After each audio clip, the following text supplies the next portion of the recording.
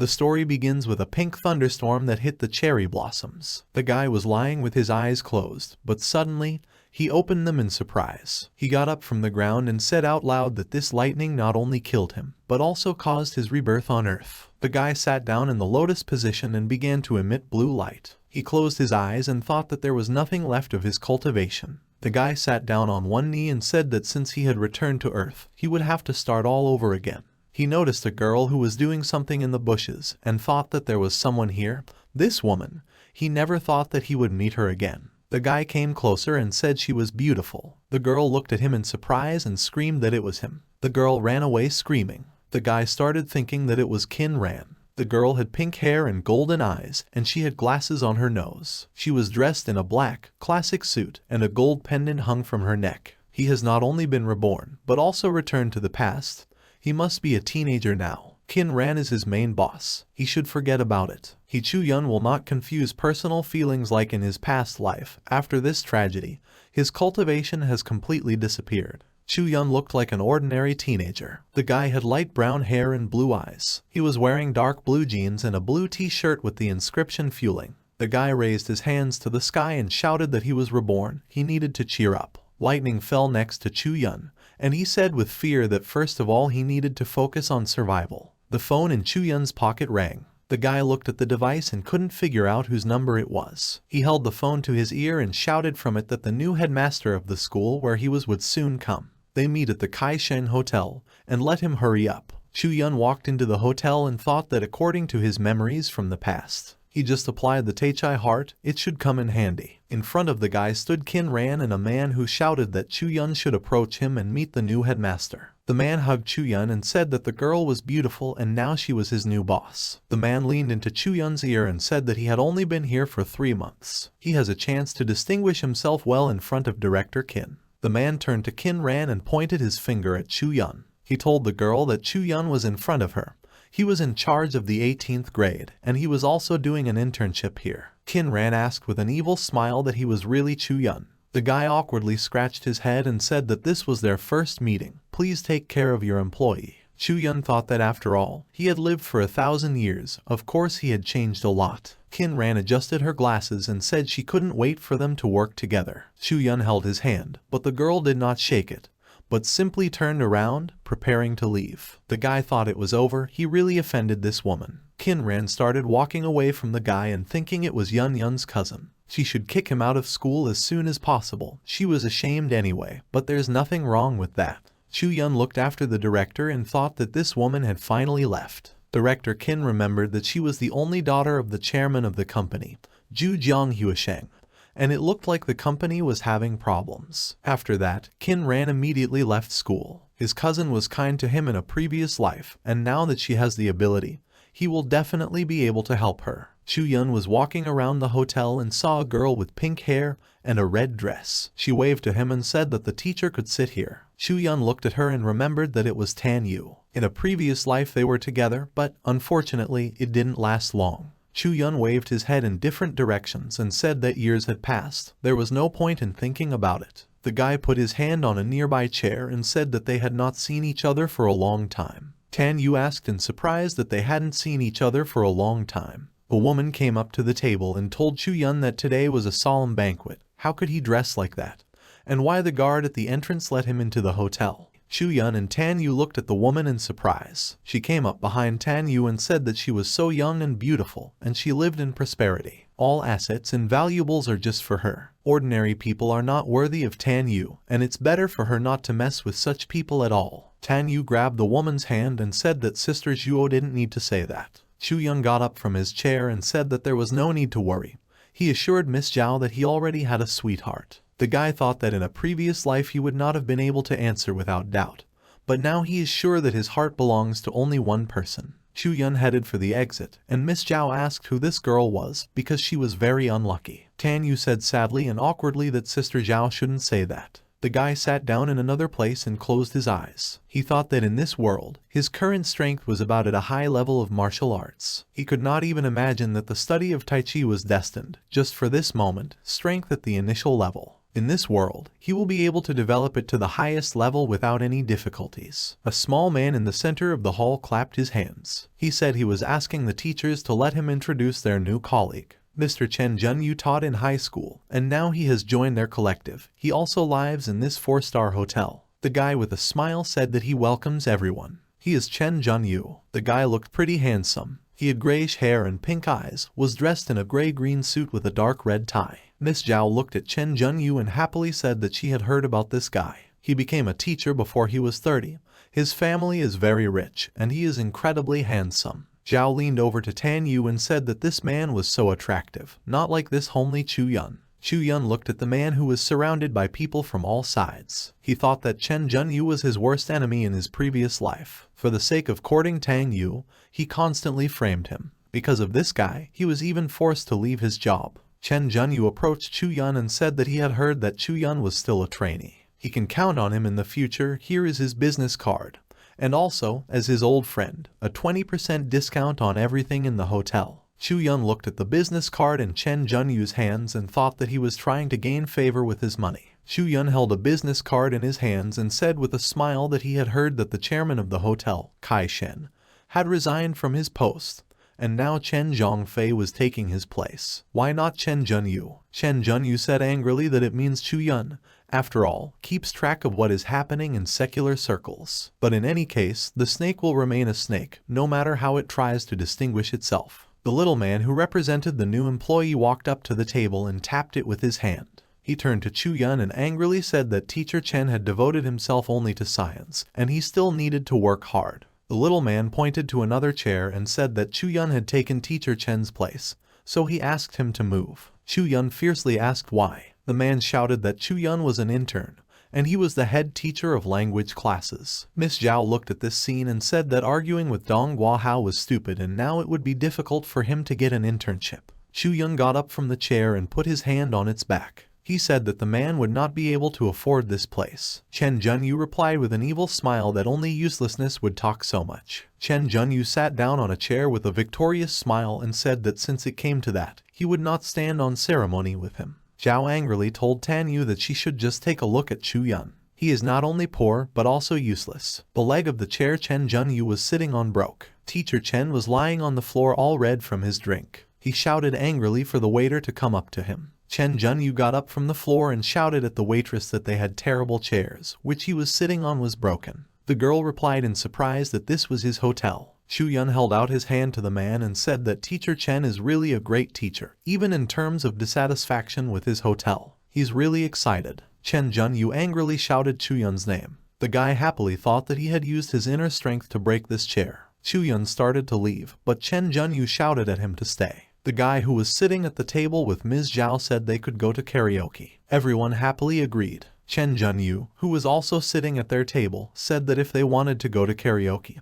then how about Dan Huang karaoke, because he pays. Miss Zhao happily said that this is the most expensive karaoke bar, and, as they say, the minimum fee for one person is measured in thousands. The little man rubbed his palms and said that it was not such a big expense for Teacher Chen. Chen Junyu proudly replied that it was quite a bit. Today they all met for the first time, so he should please them. The little man happily said that it seemed that someone had blessed their team. Chu Yun watched this conversation and thought that indeed, anyone can become a teacher, although Chen has achieved a lot, yes, and his qualifications are quite high. He is sure that one day, one of their students will piss him off, and the next day this student will have big problems. Chu Yun walked beside Tan Yu. The girl awkwardly said that let him just not get angry. She thinks he should apologize to Teacher Chen. His family is quite influential. He may have serious problems. Chu Yun angrily asked what he should apologize for because he said something hurtful to him. Chu Yun discontentedly thought that he couldn't believe that he also had to apologize. He, who has such power, yes, even if he is wrong, he should not apologize. Tan Yu looked into the guy's eyes and said that he was so stubborn. Sooner or later he would not be well. Everything is not as beautiful as Chu Yun thinks. The guy replied that it wasn't like that at all. He thought that maybe Tan Yu would treat him well,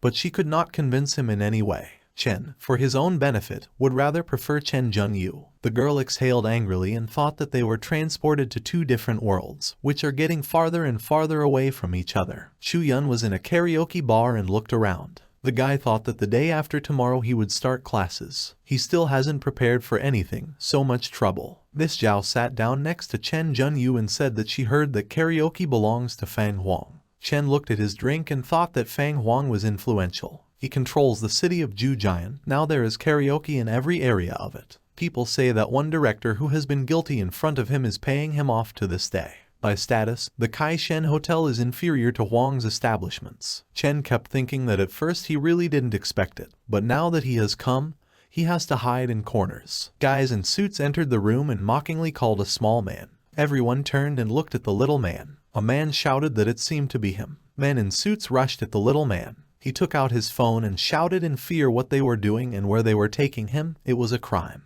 He calls the police. The man who controlled the people in suits said that even if he called the emperor, it was useless. The little man began to struggle out of the hands of the guys who were holding him. He shouted to Chen that he had to save him. Chen Junyu came forward and asked Chief Zhang what was going on. The man replied that Chen did not need to doubt his respect. His friend was touching their boss's woman. The little man screamed that he had only touched her. He didn't know it was their boss's woman. Chen Junyu came up to Zhang and said that couldn't he see that his friend didn't do it intentionally. Maybe they'll forgive him this time. Zhang turned his back on Chen and said it wasn't that easy. Let this little man follow them. Don't make them wait. The man continued to struggle out of the hands of the guys in suits.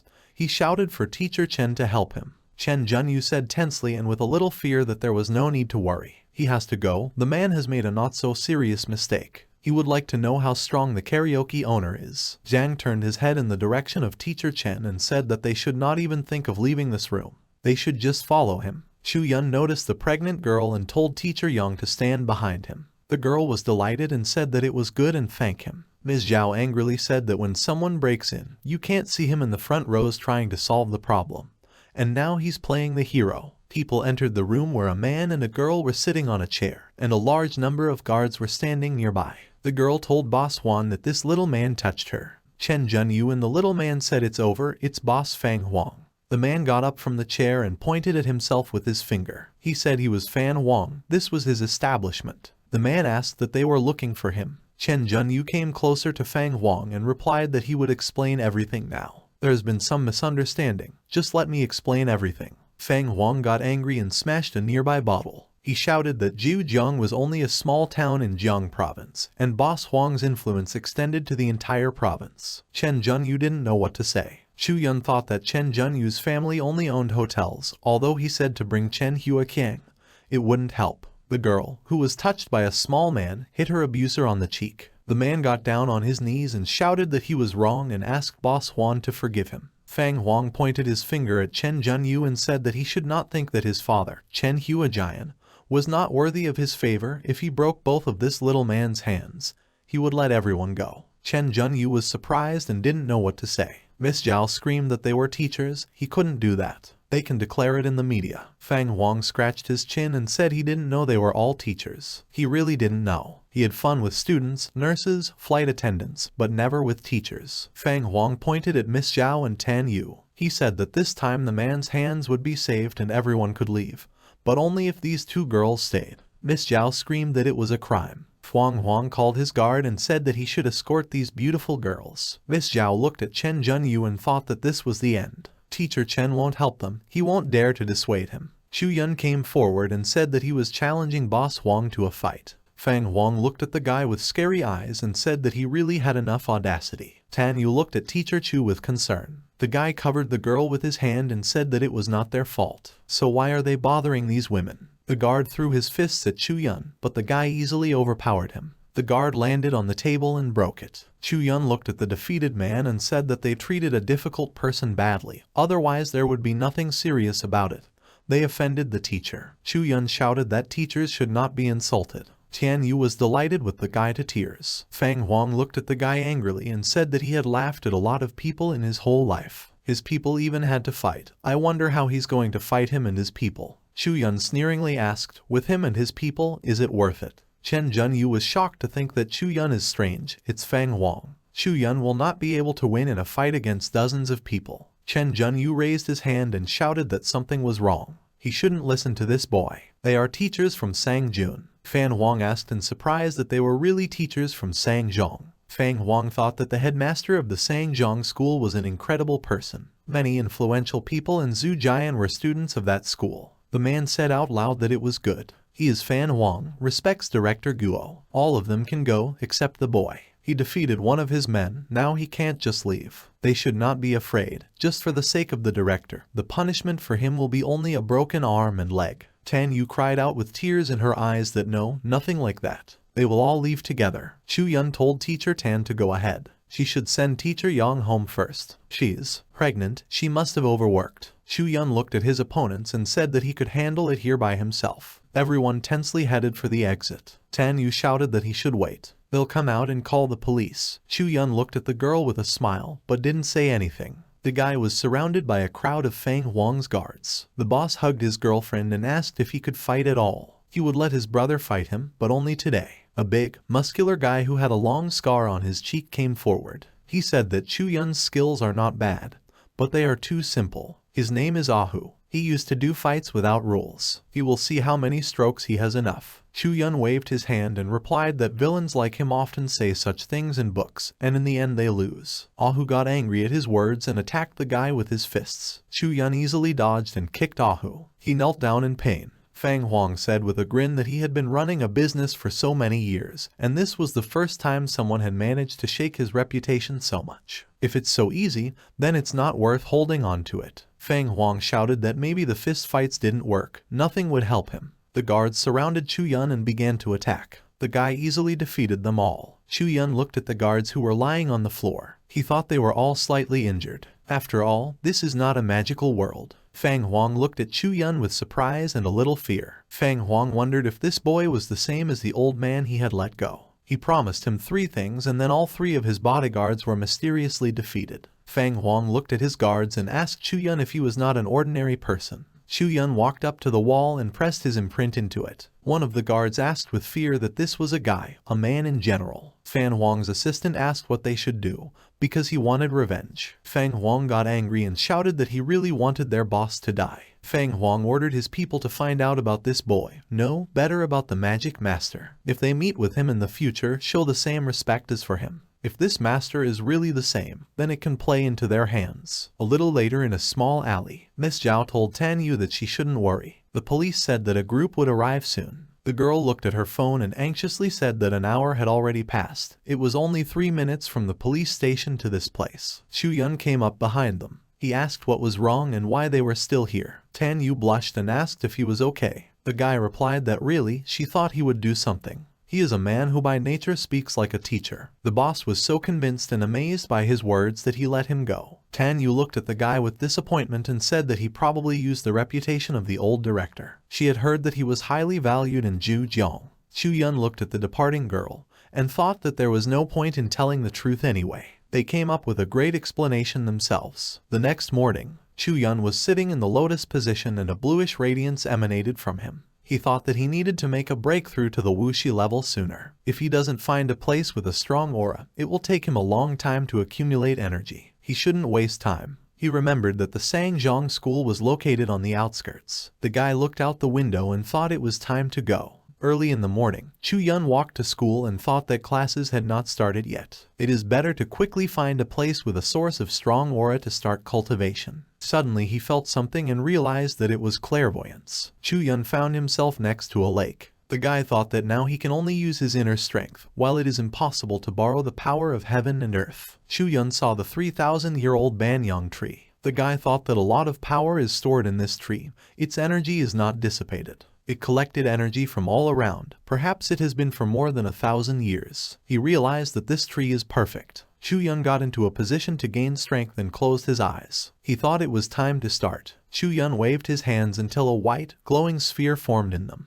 The guy recalled that in his previous life he was a member of the Tai Chi sect. This sect is famous for its special art of Tai Chi. Its foundations are considered the best among the rest. The guy used a special technique and a strong wind rose, which hit a man in a white suit. The man watched the guy and thought that these were the movements of the master. Suddenly, he realized that this was the real art of Tai Chi. Chu Yun closed his eyes and exhaled in relief. He thought that he had finally managed to make a breakthrough. Now he is at the wuxi level. The next level is da wuxi. After all, the spiritual aura on Earth is too weak. Even with his talent, it will be difficult to achieve high results. Perhaps it's worth looking for some spiritual artifacts. Chu Yun looked at the tree and said that, thanks to it, he borrowed the energy to make a breakthrough today. In the future, he will repay the help. The man in the white suit bowed to the guy. Chu Yun addressed this man as a master. He asked what he was doing. The man replied that he was Mr. Guo. He was asking very much for the young man to be his teacher. The guy put his hand forward and said that this man was the old director of Guo. He will be misunderstood if someone sees this scene.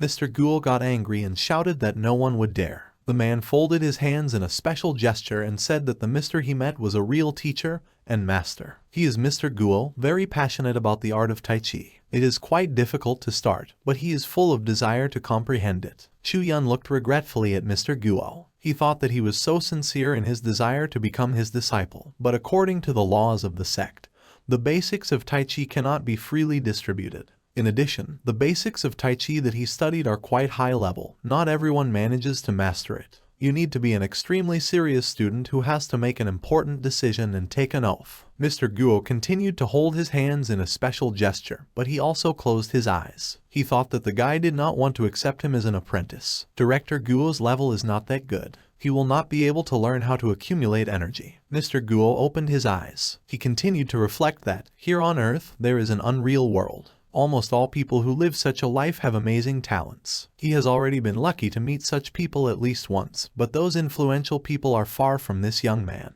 If he misses this opportunity, he is afraid that he will regret it for a long time. Mr. Guo bowed slightly and again made a special gesture. He shouted that he was asking this mister to accept his request. He wants his most important wish to be fulfilled. Chu Yun channeled his strength into Guo's hands so that he would finally relax. Chu Yun said that Director Guo was trying to force him to do it. However, he can accept him as a disciple. If he manages to master the energy absorption technique, he will rightfully become his disciple. Mr. Guo fell to his knees and shouted that he was very grateful. He won't disappoint him. Chu Yun looked at the man and thought that the energy absorption technique was an innate ability. Director Guo is already old, and he doesn't have any additional energy sources. It will be very difficult for him to master this. The spiritual sphere in this world is divided into 5 stages: Wu Tu, Wu Shi, Dao Wu Shi, Wu Jian, Zhang Shi. His master was at the Zhang Shi stage. Mr. Guo said he wanted to know the master's name. The guy replied that he was Chu Yun, and he didn't need to call him master. It's kind of inconvenient, he'll just Chu. Guo waved his hands and shouted that if he did this, he would not be able to show respect to his master. This is the truth left to them by their ancestors. Chu Yun awkwardly replied that, then, you can call him whatever you want when the two of them are together. Guo said loudly that he agreed. Chu Yun looked into his student's eyes and said that one of his specialties was Tai Chi. He shouldn't know exactly where this sect is located. He has a suitable cultivation method for Director Guo's age. Mr. Guo replied with a smile that it was fine. But what exactly was the method? Chu Yun touched his finger to Guo's forehead. The man was illuminated by a blue light, and he felt a large amount of different knowledge. Mr. Guo looked at his hands and shouted that it was amazing. Chu Yun replied that it was fine. He's done, now it's time for him to leave. Mr. Guo looked after the departing guy. He thought that his master was becoming more and more mysterious in his eyes. He is definitely a very influential and strong person. He will probably be able to accumulate impressive experience while he is his student. Mr. Guo ran after Chu Yun, saying that his house is not so far from here, why not have a snack at his place? Today is internship day, and teachers can't just leave. Chu Yun stopped and said, okay, let's go. A little later at the house of Director Guo, the man showed his big house and said that they live here with his wife. He has 2 children, but they are usually busy, coming home only a couple of times a year. Chu Yun thought that Director Guo Lao was not such an ordinary person in Jiujian. Daughter, Guo Zaizu is the chairman of the only 5-star hotel in Jiujiang.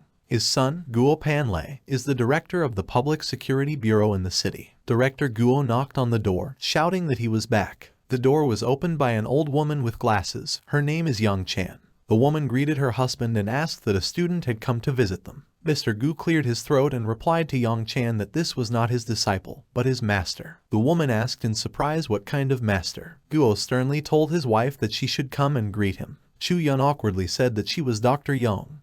Mr. Lao caught him during Tai Chi classes. Then, he asked him to become his master. She can just call him Chu Yun. The guy thought he had heard that Director Guo's wife was a famous doctor. Young Chan apologized for her doubts. In her heart, the woman was very angry and thought that this old man was so passionate about Tai Chi. She didn't think that such a thing could happen, but this stubborn old man is still trying to do it. The woman let her husband and Chu Yun in with the words that they should go to the table. She will prepare everything now. Chu Yun stared at Young Chang and asked what was wrong with her ankle. The woman asked in shock how he found out about it. Mr. Gao put his hand on his wife's shoulder and shouted why she didn't tell him what happened to her. Young Chan reluctantly said that she is a doctor, she always knows what's wrong with her. At her age, it's not treatable, but he needs to believe that there's nothing serious here. Chu Yun sternly said that there was just something serious here. If it is not cured now, it can lead to loss of motor ability for a long time. The woman was surprised to think that this young man only glanced at her and realized that something was wrong with her. This terrible news she did not tell her husband, because she could not. Mr. Gu and Young Chan began to scold. The man shouted that she should have told everything earlier. Young Chan replied loudly that even if she did, it wouldn't help in any way. He won't do anything but scream. The woman began to leave with the words that first they would stop swearing. She'll cook some food. Young Chang left, and Mr. Guo asked Chu Yun if he knew how his wife could be cured. Young Chang put on an apron and told Chu Yun not to listen to this harmful old man. The woman thought that she had come to see many outstanding doctors, tried to use Chinese medicine herself, even resorted to the help of alternative medicine. Nothing helped her, it's impossible to cure. Chu Yun remembered that Dr. Yang was a military doctor, she was a very good specialist. The guy said that Dr. Yang's illness is not so difficult to cure. Yang Chan hesitantly said that her seems that this is not true. Mr. Gao loudly asked why she didn't believe him. She doesn't trust his master. Young Chan sat down on a chair and showed her ankle. She said she would let Chu Yun help her. The guy touched the sore spot, which lit up with a blue light. He said it was simple. Young Chan thought in shock that it couldn't be. A little touch and all her pain was gone. The woman addressed him as Teacher Chu and asked what kind of technique it was. Young Chan thought that this young man was incredible. Chu Yun replied with a smile that it was a slightly improved basic Tai Chi skill. It can be supplemented with massage. Chu Yun got up from the floor and told Mr. Guo that he should remember what his teacher had just done. Now his wife will get better, the blood inside has almost dispersed. Now you need to do a massage every day. Within a month the leg will stop hurting at all. Mr. Gao said he would do everything. The man turned to his wife with the words that he said, "This is his master, how could she underestimate him?" Yang Chang told Chu Yun that she was very grateful to him. With his great talent, instead of working at Sang Jun's school, it's better to go to the university where she works. Mr. Gao shouted to his wife how dare she try to steal his master right from his tray. Chu Yun watched the couple with a smile. A couple of minutes after lunch, Mr. Guo knelt down with a cup of tea and said that his disciple had prepared more tea for him. Before Chu Yun could say anything, Mr. Gu's granddaughter ran into the house. She asked what kind of tea ceremony it was and why he had a student visiting. The girl looked at the guy who was trying to lift Mr. Gu from his knees. She said in surprise that it was Teacher Chu. Mr. Gu awkwardly said that he knew her homeroom teacher was a trainee. He didn't think it would be the master. Chu Yun was very ashamed. He thought that Guo Feifei had called him teacher even though it was just a joke to him. The girl grabbed Guo's hand and shouted that Chu Yun was just a trainee. He may be a good teacher, but what kind of education should he have in order for her grandfather to call him a master? Mr. Guo shouted at Guo Feifei that there was nothing like that, she just didn't know anything. She should apologize to his master now. Guo Feifei glared at Chu Yu and asked what he had said to her grandfather. Chu Yun decided to move away from the topic and said that school would start soon. She completed her task. It seems he asked to answer 10 questions. Guo Feifei thought angrily that no one needed his homework. If it wasn't for her girlfriend, she wouldn't be here. Guo Feifei turned to the exit and angrily told her grandparents that daddy was already waiting for her, she would go. Chu Yun sneeringly said that today she would not be very lucky, she would have to stay here for a while. The girl thought angrily, why on earth should she believe him? Guo Feifei tripped over the threshold and fell to the ground. Chu Yun looked at the girl who was lying on the ground and said that he was talking, but she didn't listen. Mr. Guo wondered if his master could even predict the future. Sanjiang School in Jujian. Chu Yun walked down the corridor of the school in a suit and thought that he had not been here for a long time.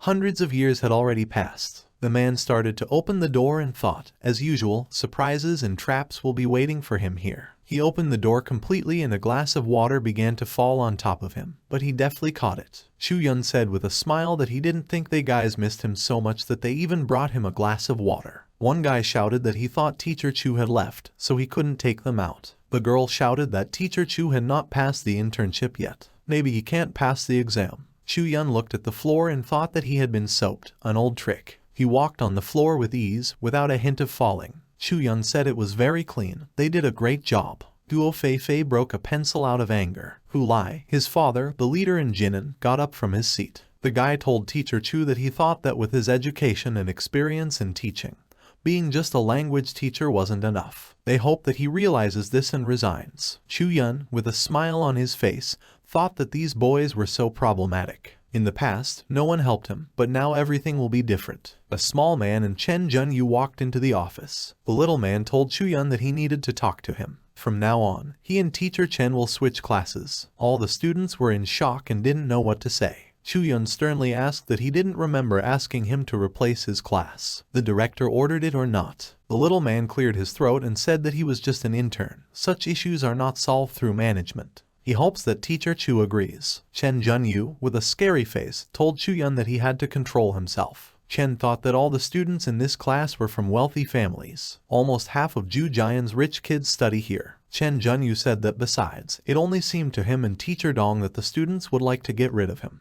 One of the students said that it seemed to her that Teacher Chu had changed. The disciple asked if Chen Junyu wasn't good. His friend replied that the condition of his family does not correlate with the profession of a teacher. Chen Junyu angrily told Chu Yun that he was addressing him. He generally understands how kind he is to him now. Chu Yun replied that he doesn't really like talking to people whose face looks like a fifth point. Teacher Chen shouted furiously that Chu Yun wanted to say that his face looked like a place where people sit. Chu Yun said with a smile that it was possible. All the students started laughing loudly. Teacher Don angrily said that you need to remember that this is a school. Hu Lai got up from his seat and said that there was just no need to start a fight. Since they both want to be their classroom teachers, he will ask one question, and the one who answers will teach them. If they both fail to answer correctly, they will be unworthy to teach them. Chen Junyu told Chu Yun that this is the desire of the disciples. They cannot neglect if one of them loses, then he will be punished. Chen thought that in terms of knowledge, how could he lose to a college graduate? Chen Junyu took the chalk and threw it into a glass of water. He said that the punishment is to drink this water. Chu Yun replied that no, this punishment is too simple, not enough. If you have already started a game, then you need to play big.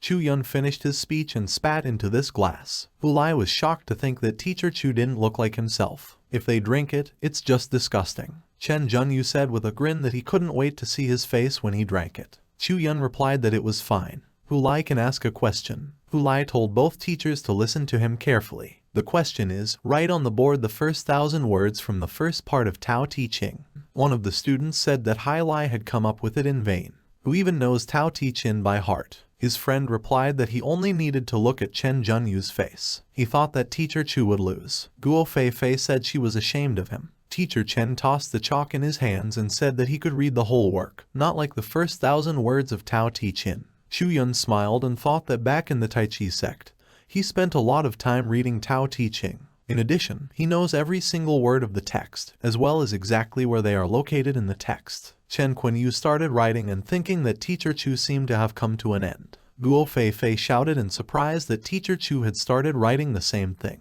Chu Yun wrote on the blackboard and thought that if you want to win, you need to do it flawlessly. Huey Lai was watching the words that Teacher Chu was writing. Suddenly, he shouted that it was wrong. Teacher Chu's first word is wrong. The student with glasses said that everything was right there. He wrote Tao Te Ching in the opposite direction. One of the students said that the existence of a person who knows this is almost impossible. His girlfriend replied that unless it was the Teacher Chu they knew. Teacher Chu turned out to be so gifted. Chu Yun recalled that Tao Te Ching appeared on earth after the Zion Men people delivered this text, and the Tai Chi sect spread it. Master Tai Kai's brother and she, will it be possible to meet them again? Chu Yun turned to the students and said he was done. The students started clapping for him. Guo Fei wondered angrily what had happened to him. He's changed there. Chen Junyu got angry and squeezed the chalk with such force that it broke in his hands. Teacher Chen took a new chalk. Hu Lai told Chen Junyu that he had lost. Chen said mockingly that he couldn't lose. They both wrote the text. It's a draw. Even if his text is more accurate than his, it does not mean that he lost. Hu Lai shook his head and replied that Teacher Chu had written the text in reverse order, but he had not. If he had written the text as well, it would have been a draw. Chen Junyu's face changed and asked how he could do this. Hu Lai pointed at Teacher Chu and replied that he just needed to look at the board carefully and he would understand everything.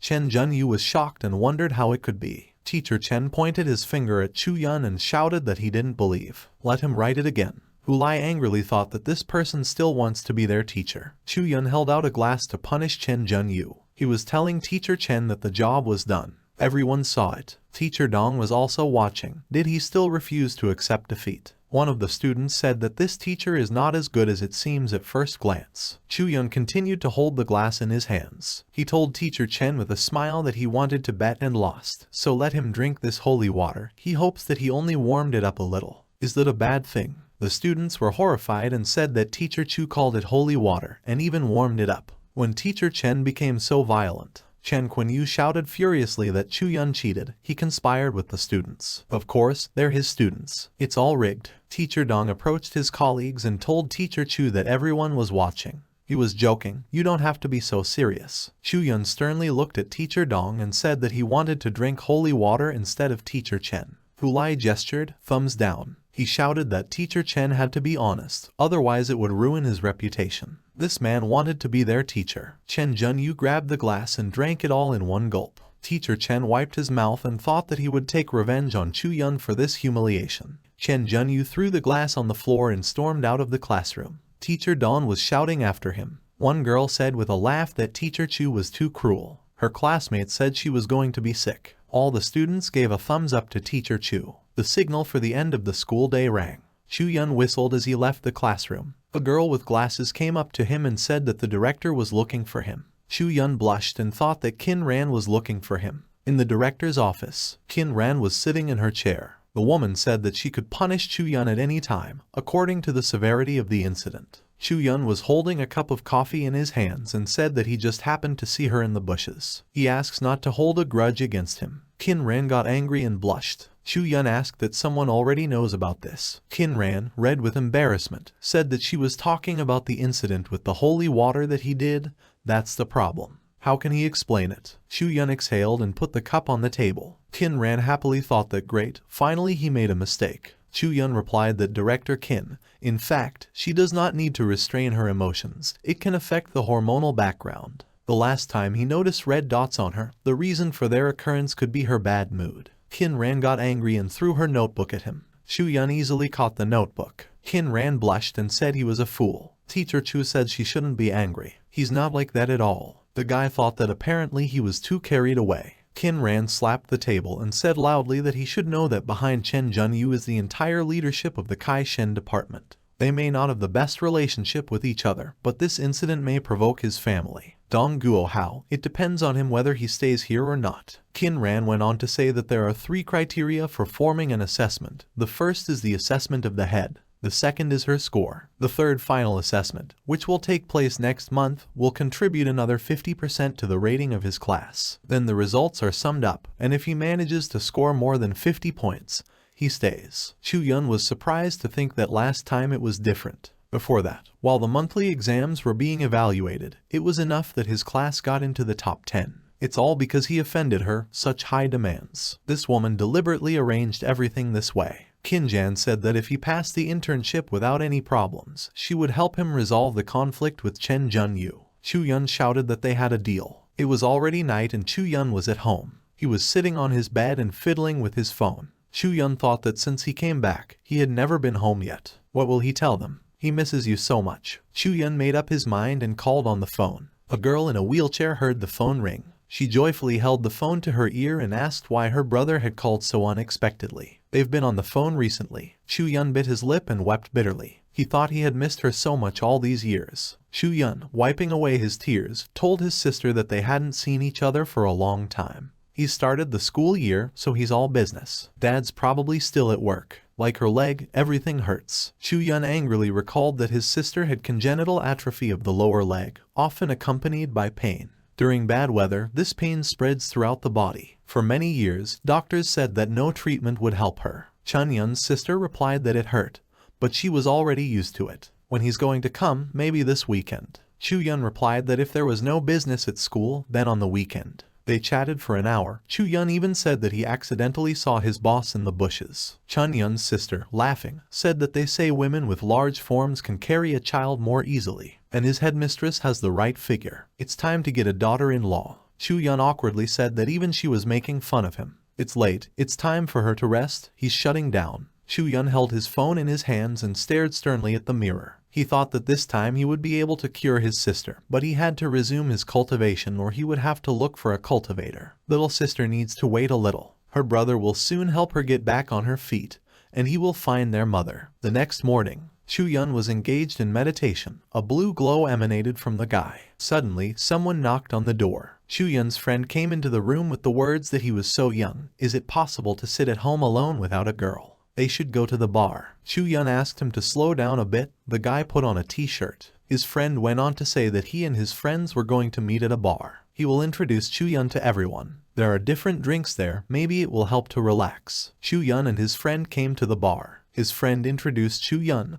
in front of Brother Lai, who was from the younger generation of the Lai Zai Chen family. Chu Yun looked at Lai and the girl who was sitting next to him. He thought that these young people were so dressed up. It's immediately obvious, from rich families. Maybe Jiang Fan tried to join their party, but so far he is not very successful. The girl told Jiang Fan not to bring such people to the party next time. Jiang Fan looked awkwardly at Sister Wu. Chu Yun stared sternly at these people. Wu crossed her legs and said that poor people should know their place. Maybe he sees someone here who doesn't look like a million. Even Jiang Fan, if it wasn't for his cousin, would have started to communicate with him. Jiang Fan began to apologize to Sister Wu. Chu Yun took a glass with a drink and said that she was Wu Jin. How much does it cost? According to the girl. Wu Jin screamed. How dare he say that to her? Why told Jiang Fan not to think they didn't appreciate him. The guy who offended Wu should get down on his knees and beg for forgiveness, otherwise he will hit him. Jiang Fan started waving his arms and saying that it was not worth doing anything.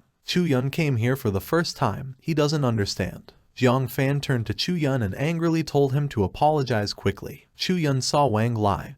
But did she work here? Some man took the girl by the hand and started telling her that a young lady works at such a young age. It's amazing. She doesn't want to spend the evening with him and his brother. He will give her a special envelope. It will be enough to not go to work for a long time. Wang Lai pulled her hand out of the man's grasp and said with fear that she was sorry, but she was busy. She'll go first. The bald man said that there was no business. He would tell the manager that she was having fun with the boss today. She will definitely like it. Wang Lai nervously said that she was apologizing again, but she was busy right now. The girl thought that if she hadn't tried for her family, none of this would have happened, and these people wouldn't have bothered her. Men began to surround her. The bald man told her to come here and please her dear supervisor. Wang Lai screamed that she was asking to stop. Otherwise, she'll call security. Her boss tried to touch her with the words that it was not worth it. No one will interfere with them. Chu Yun stood in front of the girl and said what this fat man was going to do. The fat man tried to hit Chu Yun, but the guy poured his drink right in the face of this nasty man.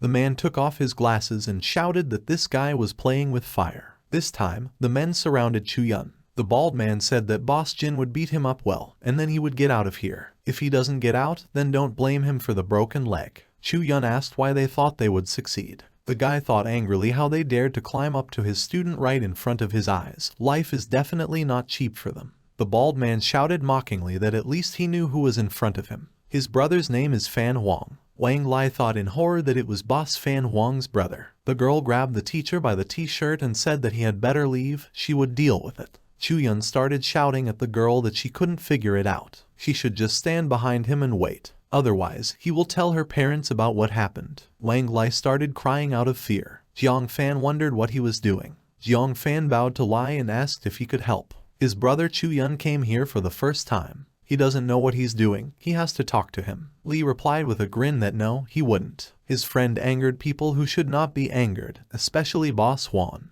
Even his father will find it difficult to negotiate with him. Let it be as it is. Wu Jin told Jiang Fan not to help him. He deserved it. He'll sit down and just enjoy the show. Jiang Fan didn't want to do that and went to Chu Yun. The guy told Chu Yun to apologize quickly. Jiang Fan turned to the bad man and said with a smile that his brother didn't understand anything at all. What was, there is no need to deal with it. There was a big misunderstanding. The fat man tried to hit Jiang Fan. He was shouting how dare this guy talk to him. Jiang Fan closed his eyes and thought that for now, blows would be able to solve problems. Let it be so. Chu Yun grabbed the fat man's hand and said that he seemed to enjoy making fun of people. The fat man, who didn't even wipe his face from Chu Yun's drink, asked him what he was doing. Chu Yun began to wring the fat man's fingers. He screamed in pain. Everyone was looking at Chu Yun and this scene in shock. The bald man shouted that he was giving them 3 seconds to leave. Otherwise, he will break his arm and legs. Lai said it was Zhao's boss. He had heard that he was out of town.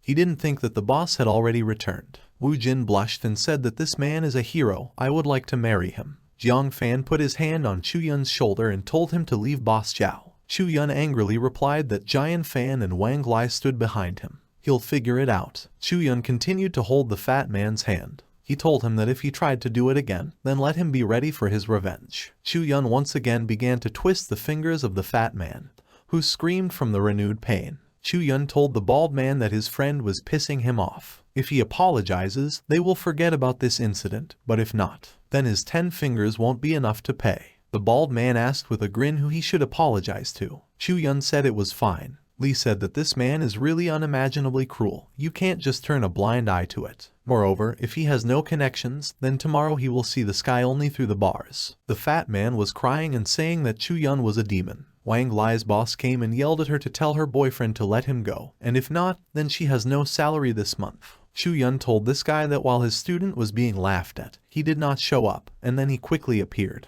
The guy wanted to say something, but Chu Yun hit him with such force that he flew into the wall. The fat man begged Chu Yun to let him go. Chu Yun told the bald man that Boss Kyan was already begging for forgiveness. He doesn't want to admit his mistake yet. He was told that he had not heard such words for a long time. The one who told him this the last time, and that he was allowed to feed the fish. Boss Zhao ordered his staff to capture Chu Yun. Wang Lai closed her eyes in fear and thought that this was the end. Chu Yun easily fought off the men who attacked him. The bald man held the phone near his ear and told Chu Yun that he would not be well. Boss Huang is already arriving. Let's see how he handles the boss. Boss Huang's men entered the room, shouting for everyone to disperse and not block the passage. The bald man happily called Alan. Some guy said that he was one of Mr. Huang's main bodyguards. Li said that the daredevil had come to an end. Wu Jin replied that now this guy would beg for mercy. Alan walked up to Chu Yun and took off his glasses. He looked closely and bowed, shouting that he was glad to see the teacher. All of Boss Huang's people bowed and greeted Chu Yun. Li said in surprise that some kind of devilry. Wu Jin said that Alan bowed to this guy. Chu Yun asked with an angry face that they were looking for trouble again.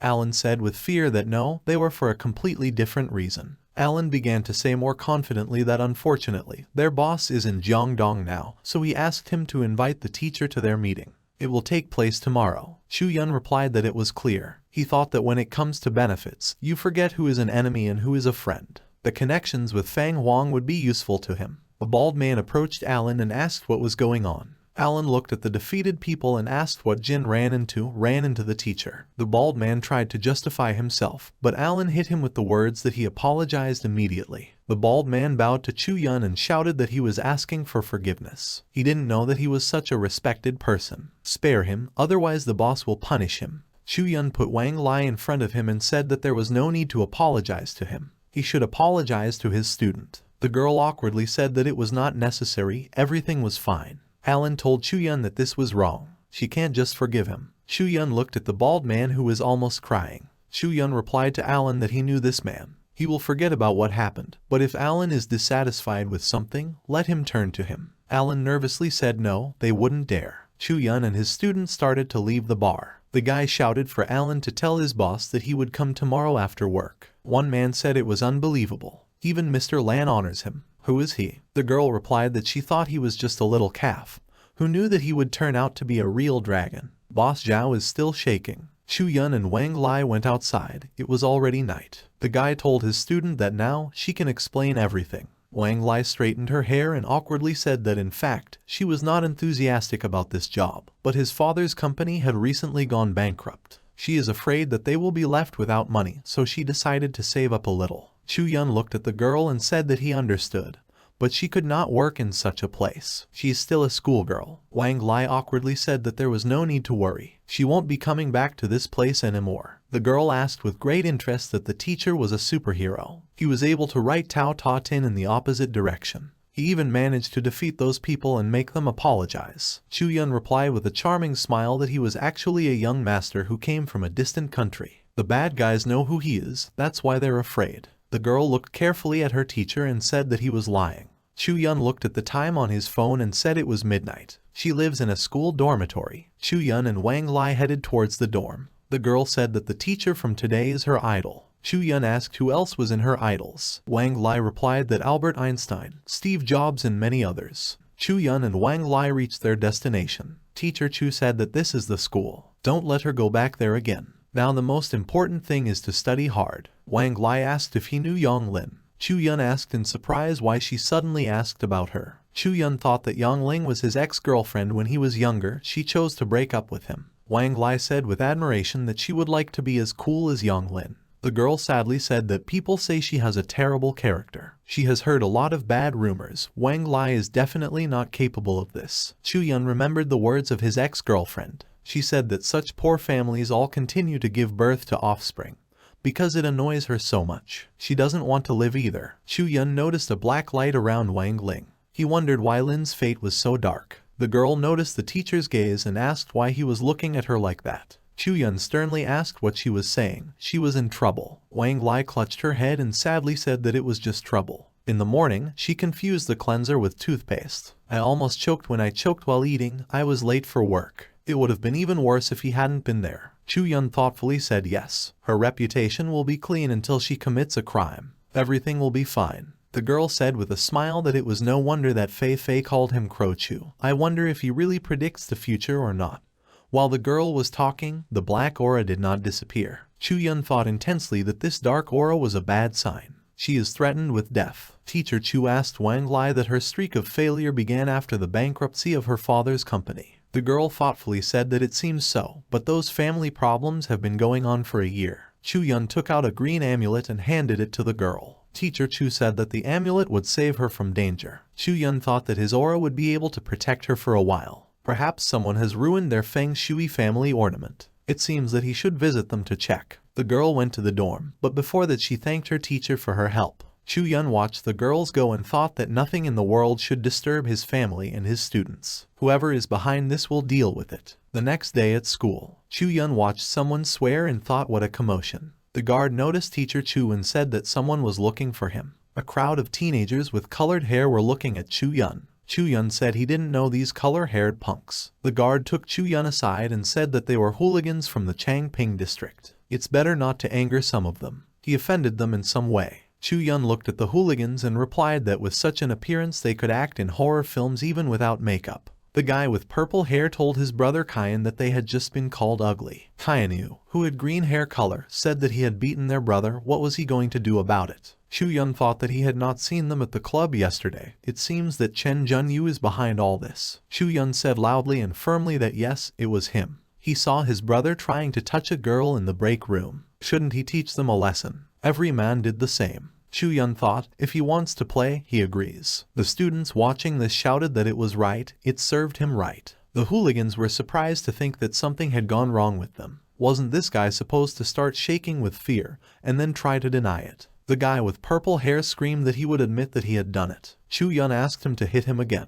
Kyan ordered his friends to unfurl the banner. The banner said that a teacher from Sun Jun's school paid a schoolgirl to go to a nightclub with him. Chu Yun angrily asked what he was trying to achieve. Kyan wrapped his hair around his finger and said they just wanted to get justice. If such a thing can happen at Sang Jun's school, then how can he be sure that his son is safe? Kyan held up the photos of Chu Yun and Wang Lai. He shouted that he had proof. Maybe he'll be interested to see. Miss Zhao stood in the crowd and shouted that she didn't think Teacher Chu was such a person. Chu Yun looked at the woman and thought that it was clear from her look that she was in cahoots with Chen Junyu to frame him. The office of the deputy director. One man shouted that such a teacher did not deserve to teach at the Sangjun school. Qin Ran grabbed the bridge of her nose and replied that it was okay not to mention it. First of all, she will thoroughly understand what is happening and punish those who are behind it. In the staff room, Tan Yu looked out of the window at everything that was happening. She said she was sure that Teacher Chu was not capable of such a thing.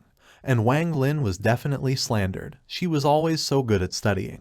Chen Junyu happily said that one should not judge only by one's impression. Outside, a person can be very pleasant, but inside, a real animal, it's better not to make friends with such. Teacher Dong said that Teacher Chen was right. Chu Yun has always acted in a way that teachers should not behave. Tan Yu asked Teacher Chen if he thought the taste of coffee was something reminiscent of the holy water he drank yesterday. After this statement, Chen choked. Teacher Tang left, and Chen Junyu thought that sooner or later he would make this woman apologize. Chu Yun is unlikely to continue working here after that. On the street, one of the mothers of the students said that really such a person could be a teacher of Sang Jun. One guy was crying and saying that Wang Lin is a real goddess, how could he do such a thing? Chu Yun crossed out one of the words on the poster and said that did someone else want to say something. Miss Zhao screamed that that wasn't the problem. He has to explain how a young schoolgirl got to that place. He broke the law. Miss Zhao thought with a sly smile that as long as this case progressed smoothly, she would be able to be with Chen Junyu. She will so easily trample on the one she hates with all her heart. Chu Yun addressed Zhao with the words that, firstly, he advises her to refrain from speaking out. Secondly, why does she need it? Thirdly, to stop bothering his eyes already. Miss Zhao blushed and began to scold the departing guy. Chu Yun introduced a lesson in his classroom. One of the students asked her classmates if they had heard rumors about Teacher Chu. Another classmate asked Wang Li what happened and how she ended up in that bar. Wang Li awkwardly replied, when she is bored, she goes to clubs to have fun. That's where she met Teacher Chu. He scolded her and took her home. The girl thought that she did not need to tell them how it really was. A classmate asked Wang Li what it was all about. She didn't think that Crow Chu managed to teach and go to clubs. Chu Yun threw the chalk on the desk and said that since everyone is so interested in this issue, we are writing an essay. The topic of the essay, discussion of the phenomenon of social problems. Submit essays tomorrow. Otherwise, he will inform their parents about the unfulfilled task. All the students shouted in frustration. Chu Yun was in the director's office. Qin Ran put a stack of sheets on the table and shouted that a lot of people were expressing their indignation. They asked him to stop teaching, what he is going to do in response. Chu Yun said that it was not such a serious problem to call him immediately. He will decide it tomorrow, you just need to believe him. With these words, Chu Yun left the office. Qin Ran stared at him in amazement, but then angrily shouted for him to come back right away. Chu Yun went outside and thought it was a small thing. We can sort it out tomorrow, but now it's better to go to Fang Huang. The guy came to the appointed place and the restaurant employee asked him if he had come to the meeting. The guy replied that he had arrived for a meeting with Fang Huang. Alan himself went out to meet Chu Yun. He said that the boss is in the conference room. He is seeing Teacher Chu off. The girl stared at this scene in shock and thought that brother Alan had met this guy personally.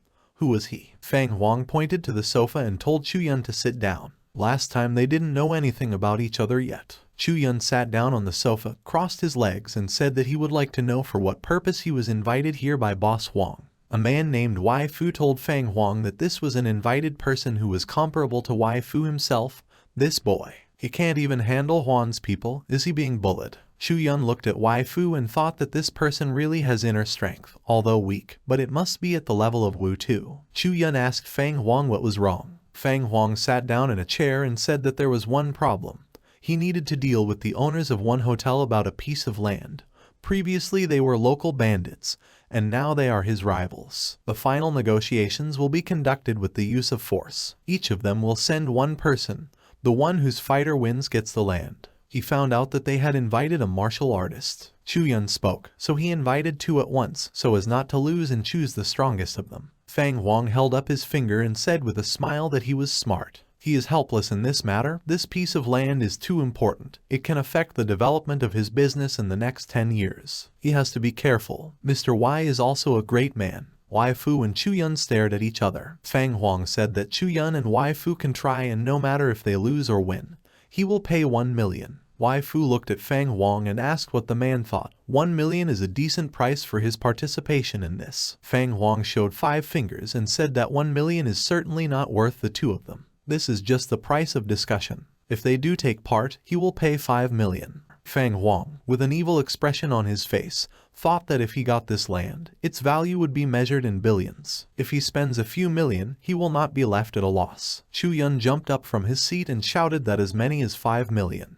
The guy thought that he had never seen such money in his whole life, because money has no value in the magical world. Wai Fu thought that Chu Yun was reacting this way because of a couple of million. He is sure that this boy is really a weakling. Chu Yun began to ponder that with this money, he would be able to ease his family's burden. Besides, there's something he needs to do. Wai Fu told Fang Huang that he wanted to find out if a person on the opposing side was capable of breaking a wooden table with his own palm. Fang Huang pointed at Alan and said that yes, they wanted to deal with him first, but this guy is too strong. If Alan had fought with him, then their fight would have been more like a fight between a lion cub and an adult lion. Waifu grabbed his beard and replied that it was an inner force. It was lucky that they didn't do anything. Alan would have been killed even if he was wearing first-class armor. Fang Huang asked what kind of inner strength it was. Fei Fu looked at Chu Yun and said that if he didn't know what inner strength was, then further discussion wouldn't make sense. Chu Yun looked at his drink and replied, "What is called inner strength should be understood as the inner power of a martial art." Chu Yun raised his eyes and looked at everyone present. The guy went on to say that inner strength is a state of the human body that has surpassed the boundaries of the real. Of course, some people who have been practicing martial arts for years, although they do not cross that very border, but produce internal energy of the first level. Alan asked why everything was so mysterious. Chu Yun brought his drink to his lips and replied that the inner strength was just residual energy. She is the beginning of a different path behind her. Waifu told Chu Yun that he seems to know a little about it too, but his attitude towards it is too arrogant. Even dared to call the internal force residual energy. The man thought that he had been developing inner strength for months, and he dared to insult his efforts so much. Chu Yun replied that some people think that they have already conquered the top of the mountain, believe that they have conquered Everest and subdued the heavens. Waifu released his power and shouted that Chu Yun shouldn't be so arrogant. At his age, it won't even be possible to practice inner strength. If he is his old friend's disciple, he swears that he will punish Chu Yun slightly and he will not be able to practice martial arts anymore. Alan looked at Waifu and thought that this inner strength was amazing. Fang Huang was surprised to think that Waifu was a real expert. Chu Yun looked at Waifu with a grin and said that this method only works against ordinary people. It's better to take a step back and continue training to show off your strength. Fan Huang, with a little fear, asked Teacher Chu to be more careful in his statements. Waifu was furious and shouted that if it wasn't for Fang Huang, he would have killed him from the beginning, but now he forced him. Wai Fei tried to deliver a swift blow to Chu Yun, but the guy first hit the man on his arm and continued to drink his drink. Waifu fell back onto the sofa he was sitting on earlier. Waifu stood up and took out some kind of amulet. The man said that it was a magical artifact. They'll see how he handles it. A dark purple aura in the shape of skulls began to burst out of the artifact. Fang Huang loudly asked what the frightening aura was. Fang Huang's worried people ran into the room. Chu Yun continued to sit on the sofa and said without a drop of fear that this garbage is also called a weapon. Too weak. Waifu directed the artifact's power at Chu Yun and shouted for him to go to hell. Feng Huang shouted for Teacher Chu to be careful. Chu Yun continued to sit on the sofa and drink his drink. The power of the artifact did not affect him. Waifu wondered how Chu Yun managed it. Chu Yun threw the tea out of the glass right at Wai Feng. The tea turned into small, sharp needles that pierced into the painting that was behind Waifu. Waifu looked at his hands and the painting in surprise. He couldn't believe it was ordinary tea. Waifu stared at Chu Yun in horror and said that he was not Wutu's level. He had reached the Wuxi level. Chu Yun smiled smugly. Alan asked in surprise that this was the real power of Master Chu. Chu Yun asked me to give him the shard, so he called the magical artifact Waifu. Chu Yun snatched the artifact from Waifu's hands with his power. Chu Yun asked with a smile that they had some problems. Waifu bowed slightly and replied loudly that he was asking the master for forgiveness. He would like to give this item to him. Chu Yun looked at the magic artifact and thought that this piece of copper had been stored together with dense yin energy for a long time. Although it is not a real weapon, but it is completely imbued with yin and even the ability to create illusions. Chu Yun told Waifu that he used it to fight him. Of course, if he wants to deal with it again, he will be on the alert. The guy put the artifact in his pocket and thought that for normal people this artifact can be dangerous. Its pure aura will help in its cultivation. Waifu started waving his arms and saying that if he was no longer needed, but he would go first. The man thought with fear that even his master was not his rival. Fang Huang watched Waifu leave and thought that just recently his influence was so strong. But even Waifu is frightened by the terrifying power of Teacher Chu. He's a great man. In fact, he always thought he was overestimating his competitors, but now he thinks it's not even enough. Chu Yun picked up his empty glass and told Fang Huang that he had run out of tea. Fang Huang fussed and shouted for more tea to be brought quickly, although he will bring tea to the teacher himself. Fang Huang was pouring a new batch of tea to Chu Yun. The guy turned to Boss Huan with the words that it was not necessary to be so courteous with him. He won't eat anyone. Now he's working for him. He won't do anything like the karaoke anymore. Fang Huang replied with a nervous smile. How could he do that? Chu Yun picked up a cup filled with tea and said that he would take care of his problem. Now it remains to decide about the time. He's busy this weekend. He'll have to wait until next weekend. Chu Yun was drinking tea and thought he should visit Wang Ling to see what was wrong there. After all, it's not a joke. Fang Huang replied that there was no need to worry. It would wait another week. Besides, it's lucky for him to even be acquainted with Teacher Chu. Chu Yun awkwardly said that there was no need to say that. His words give the impression that he is a bandit. Just let him think that he is an ordinary teacher like his friend. Fang Huang saluted and shouted that he would do everything as Teacher Chu said. Chu Yun said he wanted to know something. Fang Huang replied that he only needed to be told. He would do whatever was asked. Chu Yun folded his hands and told Fang Huang that he would like Boss Huang to find someone. Fang Huang happily said that he would easily find anyone who Teacher Chu wants to find. Chu Yun replied that his mother. It all started 10 years ago, when the world became a playground and people turned into players. They killed monsters and tried to survive. The tasks were given by the masters, the so-called GM. This game was not enjoyed by its players, but by a deity high in the sky who ruled the world. There were also deities watching the game. Some made the players they liked their avatars and personally took part in the game. And as a result, all of humanity died out. The hard-won finale is the destruction of humanity. There was only one way to be saved from death. It's getting out of this world through a hole in the sky. However, according to the rules of the game, the avatar cannot pass through it. This avatar turned out to be one young man. He was lying on the ground and looking up at the sky. His eyes were tired, and his face was haggard and exhausted. A message appeared in front of the guy about reaching the bad end of the lonely world. He noticed that the name was sonorous and it suited the last surviving person. Then a new message appears in which the game thanks the player for completing all the levels alone. When the text changes and a notice of the end of the game appears on the tablet, the young man takes the sword in his hand and punctures the message with it.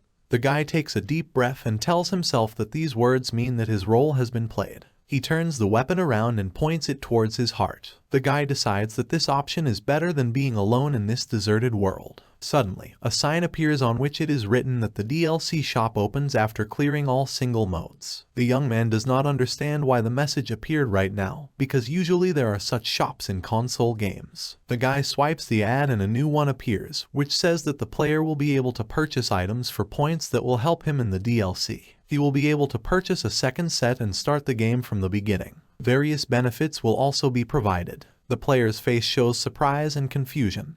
He wonders if the deities know about this. The answer is found quickly, and he realizes that if they were aware of what was happening, they would not have left him just like that. The young man raises his head to the sky and does not understand why this function arose. He assumes that it is the Joker who appears after passing the game. A crazy smile appears on his face and he thinks he has lost his mind. Reasoning leads to the fact that there is nothing strange in this, because this is a game, and if it is not a hallucination, then the guy is sure that he will be able to make this game. To purchase this set, he needs to pay 1 million points. In 10 years he managed to earn 1,700,000 points. The player buys a set and gets benefits. After that, flashes of light appear around the young man. He prays for it to be true. If he can really start over, he can change everything, including this terrible ending. The guy's body rises up. He closes his eyes and blue rays of light penetrate the player. A notification appears telling the player to try to move to the other end in the second round. The system wishes the player a pleasant game. So the first round ended.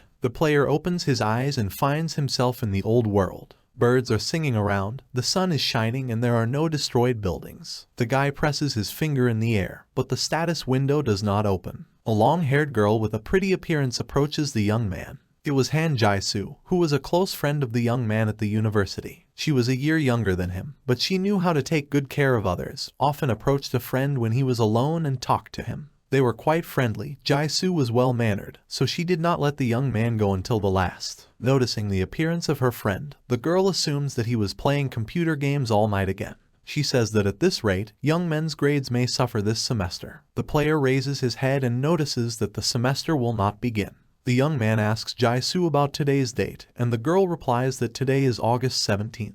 At this moment, the ground beneath them cracks and an ominous green monster hand appears from there, and the young man realizes that the game has begun. The girl notices that Zai-han is frozen and thinks it's because of a sleepless night. Jai-soo reminds a friend that classes start next week. The guy replies that he remembers about it and, looking up at his girlfriend, thanks her for everything. He is grateful to the girl not only for taking care of him. Suddenly Jai-soo suggests to Zai-han to go to another place, and the young man did not understand why the girl so abruptly suggested it. He looks to the side and sees Lee Jong-hyun. He's always hanging around Jaisu and calling Zihan a bad player. Zihan tells his girlfriend that it's not worth changing seats just because of him. The girl does not understand why the young man said that, because he did not want to face Jong Hyun.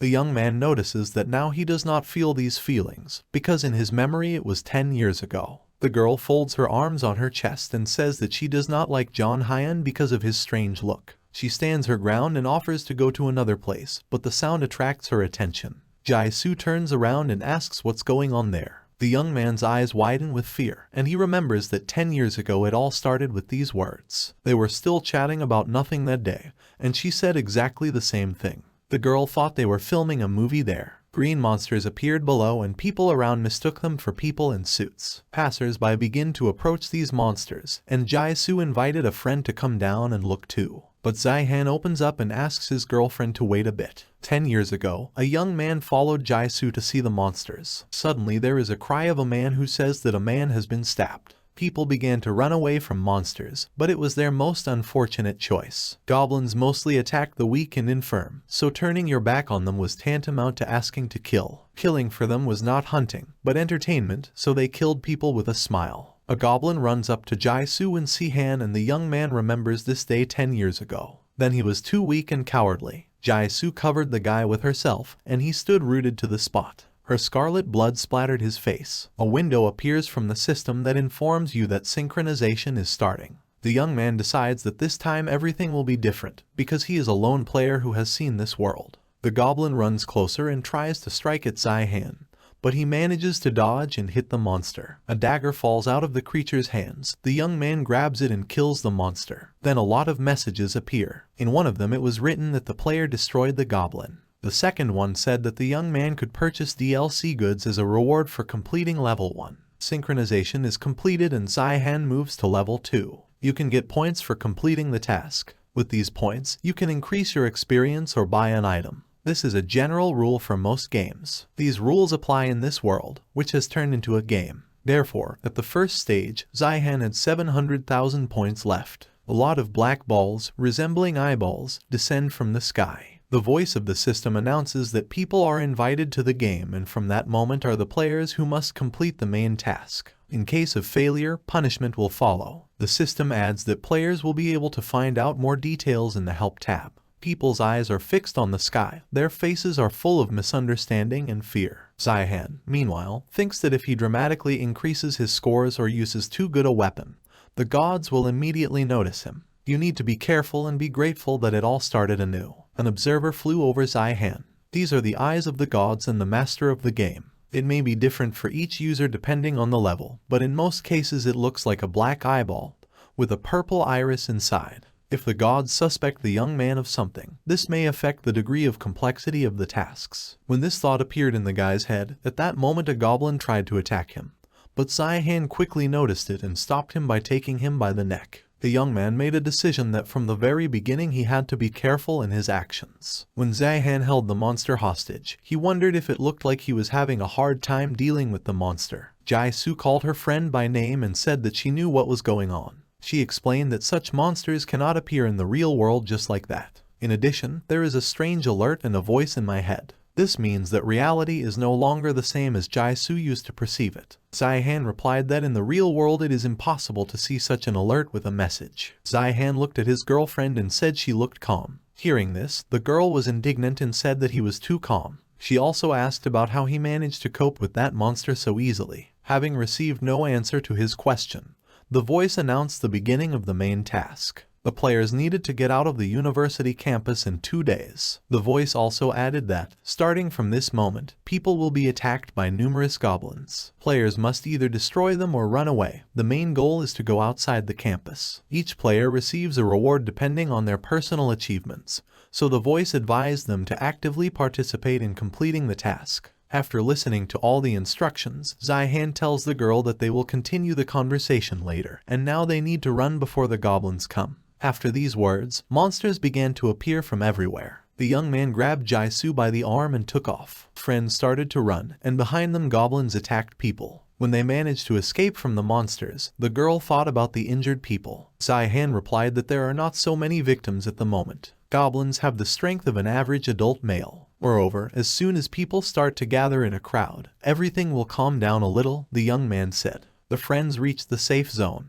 They managed to enter it before the goblins attacked them. The guy explained to Jaisu, if this is a game, then surely there must be a place where monsters can't get into. When the girl was convinced that the monsters would not be able to enter the territory of the safe zone, she sat down on the ground to catch her breath. The young man said that they would rest for a while and then continue on their way. Zihan made the decision that Jaisu should be armed with everything necessary so that she could stand alone against at least one goblin. People kept running away from the goblins. They still didn't fully understand what really happened in the world. The girl and the guy tried to escape from the three monsters, but it was hard for them. In the next second, Jaisu appeared in front of them, holding a dagger in her hands, and various potions were attached to her belt. While Zihan and Jaisu were sitting in the safe zone, God was watching them. There's only one reason why they were watching the players. The gods did it for fun. They chose the player they liked and made him their avatar. We watched him go through the tasks and enjoyed the game.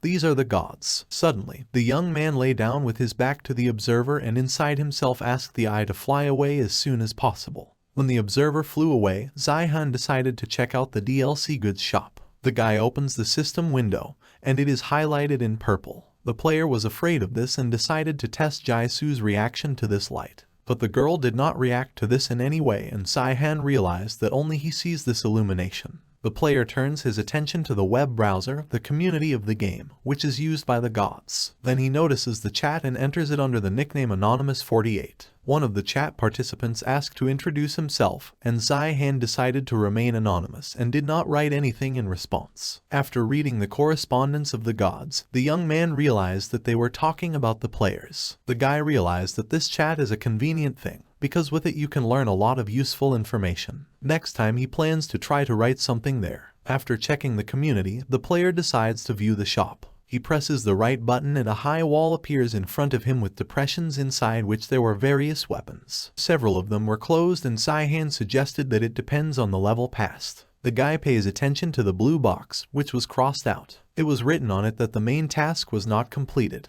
It is not clear to Zihan yet whether it is possible to open all of them or only part of them. There wasn't even any explanation, so the guy thought even more. Zihan understands that he did well in the first stage. He decides to check if there are any features there and, excluding closed tasks, finds a set of multiplayers. It was written on the box that at the first stage the young man was a lone player. At the second stage, the system wishes a pleasant game in the company of colleagues. The team is a contractual relationship without the right to betray. The maximum number of team members is 5 people. Thanks to the multiplayer set, the young man is given bonuses to increase the skill level, transfer skill, etc. This set will cost Zihan 20,000 points. He has 700,000 on his account, so the player will have enough for a set. At the same time, the young man understands that if all the items will cost so much, then he needs to save. Not far from Zihan and Jaisu, a guy screams, asking people to unite, because this way it will be easier for them to cope with monsters. Having gathered enough people, they go on the offensive. They try to fight goblins, but it's hard for humans. Jaisu approaches a friend and asks if they will be in the safe zone for a long time. The young man replies that they will be on their way soon.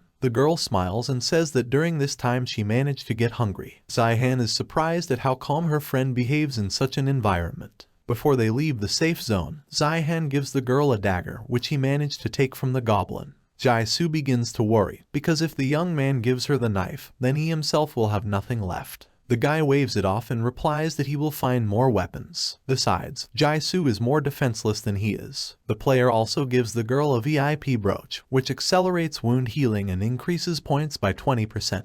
The girl sees the brooch and asks where the friend found it and assumes that the brooch looks like a game item. Zihan replies that this item was there when he killed the goblin. He is also surprised that his girlfriend has heard about game items. Jaisu says that it would be strange to give an ordinary brooch in such a situation, and even more strange if Zihan had such a brooch with him. The young man thinks that he gave 10,000 points for this brooch, along with his 20,000. When Jaisu noticed that the brooch could become invisible, Zihan realized that the DLC shop was the best. They sell goods of a completely different level than in an ordinary shop. The brooch cost the player a lot, but if you think about the effect, it's saving. Reality became a game, but death still meant the end. Judging from the one hand, the healing of wounds for 20,000 points is worth it. Moreover, it increases points by 20%, so this is a very profitable item. It is not for nothing that they say that items are important in the game. The players leave the safe zone and Zihan tells the girl that she needs to focus on defense to get out of here. Meanwhile, 3 men are sitting in a dark office surrounded by purple. One of them complains about the chaos that took place below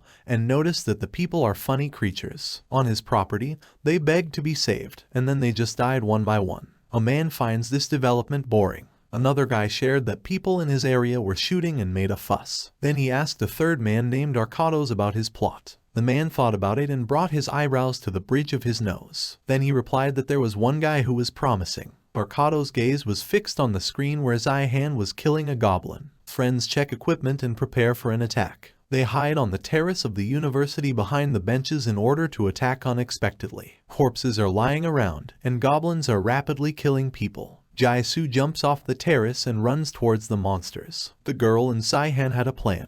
Before the attack, the young man said that if there are so many groups of goblins, then surely there must be someone who controls them. Jaisu was surprised by such knowledge of a friend, and the guy replied that this is usually the rule in games and every gamer knows about it. Zihan cited the example of documentaries that show that all animals living in packs have a leader. This leader is the boss in this building, and if you don't kill him, it will be difficult to get out of here. Jaisu clarifies whether the friend wants to kill the boss alone, and Zihan replies that he will need the girl's help. Therefore, according to the plan, the girl uses the smell of temptation. This elixir will attract all the weak monsters in the area. After using this elixir, they use a potion that will allow Zihan to become invisible for 5 minutes. Jaisu will act as bait. When the girl managed to attract the attention of the goblins, she continues to run, luring other monsters. At this moment, the girl notices Li Zhonghyun running nearby. Jaisu recalls the words of Zihan, who said that the more people left alive, the greater the reward, so they need to kill the leader. Jaisu overtakes Zhonghyun and kills the goblins running after them. Zhonghyun and the girl who ran next to him fall to the ground from impotence. The girl notices that her body has suddenly become so light, and the guy asks in surprise how Jaisu managed to do it. The girl gets angry and, turning towards the guy, says that in such a situation, you should first thank him for saving you. Suddenly Jaisu finds it hard to breathe. She had a feeling as if the blood in her body was boiling. She realizes that there is little time left and she needs to be prevented by goblins, so she stretches out her hand with the potion and breaks it. Jaisu's body begins to be surrounded by red rays, and the goblins around gather closer to the girl. A malicious smile appears on Jaisu's face and her eyes light up red. When a sufficient number of monsters gathered in the district, the girl decided that they needed to be blocked. Zihan walks down the street and thinks about Jaisu. He worries if she's okay. A hidden boss suddenly appears in front of him and, covering his eyes from the sun with his hand, the young man greeted him. Goblin strikes, but misses. Then the player decides to answer and calls the team score distribution and transfers 20 points to dexterity. The guy jumps up, and the monster is confused, having lost the person from the field of view. Zihan jumps on the goblin and before he has time to recover, he stabs him in the eye. The creature begins to howl from unbearable pain, and the player jumps off it at a safe distance at this time. The next moment, the young man picks up a stone and, adding 10 points to the strength, knocks out the goblin's sword. Zihan picks up the weapon and when the goblin falls to the ground in pain, the player kills the creature. For killing him, the guy receives a reward in the form of a hobgoblin belt and 500 points. Zihan grins and says that this is a worthy reward for killing a hidden boss. The young man decides to view the characteristics of the belt, and the system reports that this item adds 10 points to the strength. Also, the limitations of the main task do not affect these indicators. The player opens a tab where all the information about his rank, features, and abilities was written. Opening it, the young man sees that now there is a limit of 100 points. Since he has the rank of F, that's because this is the first task. The guy closes the system window and realizes that the gods will soon find out that he killed the boss, so he needs to get out of here as soon as possible before the observer arrives. Zihan turns his head and remembers that Jaisu should be in that direction. The young man walks down the street and finds it strange that the goblins have not yet come here. The time of the invisible potion is only 5 minutes. The guy starts to worry that the girl could not get out. Suddenly, the player hears a noise and a crowd of goblins runs past him. Zihan noticed that the creatures were afraid of something, so he rushed from the spot to save his girlfriend. Now there are various strange smells mixed around, but the young man clearly heard the smell of blood, so he accelerated his run. When he reached the bridge where Jai-Su was, Zihan froze in place. His expression changed and now it was not fear, but shock. There were dead goblins lying around, there were green spots of creatures' blood everywhere. The girl was standing with her back to her friend and, hearing his appearance, greeted Zihan. Jai-Su managed to defeat a huge number of goblins. She single-handedly killed all the monsters in the area without a drop of fear. Her eyeballs turned black, and her iris turned red. The girl had a sword in her hand when Zihan ran up to her. The girl smiled affably at the young man, and he could not recover after what he saw. Goblins aren't the strongest monsters, but Zihan doesn't understand how Jai-Su managed to single-handedly destroy so many monsters. The guy decides to ask about what happened and ask if Jai-Su used an invisible potion. The friend smiled and replied that when she was luring monsters, she suddenly ran into a guy. The girl was pointing her finger at John Hyun. She said that at first he looked fine, but then suddenly he fell and Jai-Su thought he was dead. The girl thought about it and came to the conclusion that he was most likely afraid of goblins. Zihan then assumed that he fainted because of Jai-Su. The girl was genuinely surprised by this answer. Zihan asks his girlfriend to show him the status window. He will send a request for data verification, and the girl only needs to accept it. Jai-Su loudly asks for a status window to appear and it opens. The young man sees that the experience points are high, but he did not find anything unusual. After a second, he notices the red skull icon. This Death Star is a rare SS rank skill, passive. At the first stage, Zihan saw him once. A world called Jin and a being called Helma who came from this world. Zihan met him while completing a mission and remembered him because he was the strongest warrior from another dimension. It was he who possessed the Death Star skill. Having this skill could cause terror in the enemy. Now Zihan understands why the goblins then ran away from Jai-Su so quickly. However, if the holders of this skill could not cope with this power, they would lose their mind and could even lose their identity. Fortunately, the young man has not noticed these signs in Jai-Su yet. The girl also noticed the appearance of this skill in herself and decided to ask a friend about it. Zihan wondered if he should tell her the truth, but then he realized that hiding it would be wrong. The young man decided to explain to her in a nutshell that this is a feature thanks to which you become stronger at the sight of blood. The girl raised the sword up and looked at it thoughtfully, saying that it was a disgusting skill. When the girl's eyes lit up red, Zihan removed the sword from her face, saying that if she used it often, it could be dangerous for the girl. Then he said that such a skill from the very beginning is a good indicator. Zihan thought that, judging by the fact that Jai-Su didn't have a single scratch, this skill along with the brooch helped a lot. He was struck by the power of recovery. The young man came closer to Jai-Su, who was still sitting on the ground, and offered her a contract. The girl looked at her friend in amazement, not understanding what contract the young man was talking about. The guy replied that there was nothing strange about it, he just offered to become her one team. Jai-Su agrees and Zihan buys the set. The question arises in his head, if everything works out, will he be able to become stronger than in his previous life? After purchasing a set, the girl receives a notification to join the team, and she confirms this action, fully trusting her friend. Zihan gets a notification that asks if the player wants to share skills with the first team member. The young man confirms this action and the system informs that the player currently has no skills, so he cannot share them.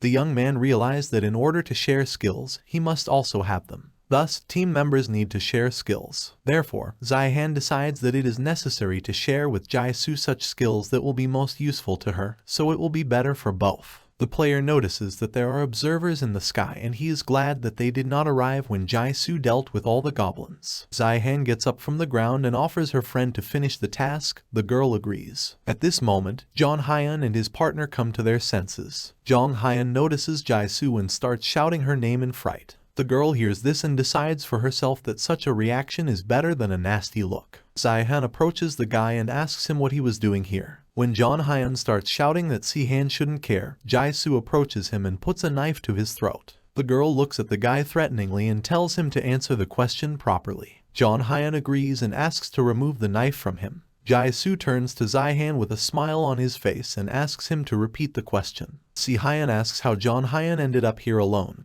because people were gathering groups around. The guy replied that he was on reconnaissance. Zihan asked about the girl, and the young man replied that he was with her alone. If something happens to one of them, then the second one should report it. Zihan grins and realizes that someone gave the guy this instruction, because he would not voluntarily agree to this case. John Hyun gets angry and is about to call the interlocutor, but Jai-Su threatens him with a knife again. The young man calms down and, laughing, replies that he would not have gone on such a task on his own. John Hyun was unlucky and drew lots. Zihan realized that there is a person who commands people to fight goblins. If he can control a panicked crowd, it means that this person has a head on his shoulders and he has the makings of a leader. Zihan turns to the guy and asks him to take him to the head. John Hyun doesn't understand why he needs it. Zihan replies that the guy's job is to show the way. No more is required of him. The young man begins to lose his temper. He gets angry at Zihan and raises the tone of his voice. At this moment, a goblin appears behind him and is about to attack John Hyun. Zihan reaches out and grabs the monster by the paw, presses it to the ground and kills it. John Hyun runs away from Zihan. The self-confidence on his face is replaced by fear and horror. Zihan stretches his arm and says that goblins have one interesting feature. In a fight, they always try to kill the one who looks the weakest first. The young man holds out his hand to John Hyun and asks if he wants to stay alone or still decides to show the way. The guy agrees and decides to take Zihan to the head. In his previous life, Zihan was trying to escape from here at this very time. He is glad that he managed to find a safe zone. The company is moving up the stairs, which was strewn with corpses. Zihan decides to ask John Hyun where they are going and if he is showing the way correctly. John Hyun replied that they were going in the right direction. The young man added that their shelter was in the gym. They approach the building and John Hyun points to the window, saying that their hiding place is there. In the gym, meanwhile, people were trying to give first aid to others. Because of the goblins, a large number of people suffered, so the rest tried to save them. After assessing the situation in the shelter, Zihan realizes that their leader was probably at a loss himself, but he had the strength to help people and take shelter in this building. A person who is calm enough and can easily gain trust, and also has some awareness. There are few such people on this campus. After analyzing the situation, Zihan realized that the headman was the one who sent the young man to investigate. John Hyun asked with interest how he understood this. Zihan shifted his gaze to the young man who was standing on the dais and said that it was impossible to recognize him. On the stage was the headman Unimaginable. This time, he once again showed that he has all the qualities of a leader, so the gods could not help but be interested in him. Zihan assumed that he had received the status of a rare avatar, although in his previous life he was attacked by a hobgoblin, and he died. The young man looked back at Hyun Kyung, who was surrounded by observers. Apparently, he does not know that if he does not get out of the university, he can die. This meant that he still hadn't become an avatar. There were a large number of observers in the gym, so surely there should have been a request for an avatar. Zihan thought that Hyun Kyung was doubting whether it was possible to trust the gods and whether it was profitable for him to become an avatar. After reviewing all the notifications with an invitation to avatars, the headman noticed John Hyun. After coming down from the stage, he approached him to ask if he was okay, but noticed Han Jae-soo. The headman sees that the girl is fine and asks her what happened. Zihan enters the conversation and says that the formalities should be postponed. First, they all need to get out of this place. Hyun Kyung was taken aback and asked the young man to introduce himself. Zihan said his name, and the manager, in turn, asked why he thought they needed to leave the gym. Zihan replied that the leader was already dead. The young man did not understand which leader the guy was talking about. The player replied that the headman probably received a notification about the death of the hobgoblin leader. Without a leader, the monsters now don't know where to go. Hyun Kyung confirmed that he had seen the notification. Zihan continued that for this reason it is necessary to seize the moment and get out of campus. From the very beginning, the task was not survival or shelter, but escape. Zihan said that if you open the task window, the time that was given to complete the task will appear there. The headman opened the window with the words that he did not know that there was such a thing here. The young man continued his speech and suggested that Hyun Kyung knows that this situation is not like reality. It's like someone has locked people in a game and is having fun watching them. Hearing these words, the headman was surprised and assumed that Zihan knew something about it. The young man hastened to reassure the head, saying that these were just his assumptions and observations. But he was absolutely sure that whoever he was not their friend. After this conversation, Zihan made sure that Hyun Kyung is not an avatar, and his knowledge of the game and the system is at the beginner level. The young man decides that the headman needs to be persuaded as soon as possible and run away from the gym. The hobgoblin has died, and there are fewer victims. The gods are gradually getting bored watching the players. It is unknown what other task they will come up with. The more favorable the situation is for the players, the less interest it causes the gods. In this crazy game, the most important thing is the reaction of the gods. Zihan realizes that they have probably already found out about the hobgoblin's destruction. Therefore, soon they will come up with something new. After listening to Zihan, the headman realized that the most important thing in completing the task was to escape from the university campus. The manager was thinking that some measures should be taken. In addition, they have no connection with the outside world. They can use the internet and find out what is happening outside, but they cannot send a signal and transmit information about themselves. The headman suggested that this was due to the assignment. Zihan's eyes widen in shock. He is surprised that Hyun Kyung understands the situation so quickly, and at the first stage he could not do anything and died. The young man realized that something was wrong here. As far as he remembers, then there was no way to fight back against the goblins and go outside the gym. Zihan heard that while the headman was defending himself from the monsters, he was killed. Therefore, it seemed to him that the leader was too cowardly and not a decisive person. But he didn't look like that at all. Zihan's thoughts are interrupted by a voice behind him. A young man approaches them and says that the best thing they can do now is to wait for help. The kid added that they can't put themselves in danger out there. He also asked Hyun Kyung if he really agreed with what Zihan was saying. Zihan turns around and recognizes the guy as Bat Park Dong-won. He knew this guy perfectly well. In his previous life, he framed him several times. The leader replied that he agreed with Zihan's words, but only if they had a connection with the police or rescuers. At the same time, the headman wonders what will happen if they sit in a shelter, but no one will come to them. Dong-won is interested in the fact that, therefore, the headman suggests taking a risk, putting people's lives at risk. The young man turns to Zihan and introduces himself by name, saying that he is the deputy headman. Dong-won added that the guy had just said ridiculous things. He also asked why Zihan was offering to get out of here. The young man does not understand why his proposal is ridiculous. The deputy replied that Zihan was out of his mind and half of those present were injured. Dong-won doesn't understand how Zihan is going to run away with them. He added that the young man was very lucky. He was able to kill a couple of monsters, and now he believes that he is not afraid of anything. There are terrible monsters outside, and according to the deputy, it is impossible to leave the shelter with the wounded without carrying any weapons. To expect the help of the military or the police, this is the best thing they can do now for the sake of all people. Zihan understands that an ordinary person can think like that, but Dong-won is not like that. He infiltrated different groups of people and split them. Zihan believes that he is a psycho who gloatingly watched the killing of people, and he himself escaped alone in the end. He doesn't care that people die when it comes to personal gain. Jae-soo enters into a dialogue. She does not understand how Dong-won can talk about being lucky enough to kill monsters. The girl asks if he saw them killing those goblins. The young man replies that after killing those monsters that are outside, an inscription appears above their head. He asks if they killed those monsters. The girl offers to go outside and show Dong-won how she killed goblins. She added that it was stupid to sit and wait for rescuers while being afraid of monsters. The police and the military cannot be contacted. They do not know when they will be found. Dong-won asks if other people will be able to accept all this and understand. Zihan enters into the conversation and talks about the young man staying here alone.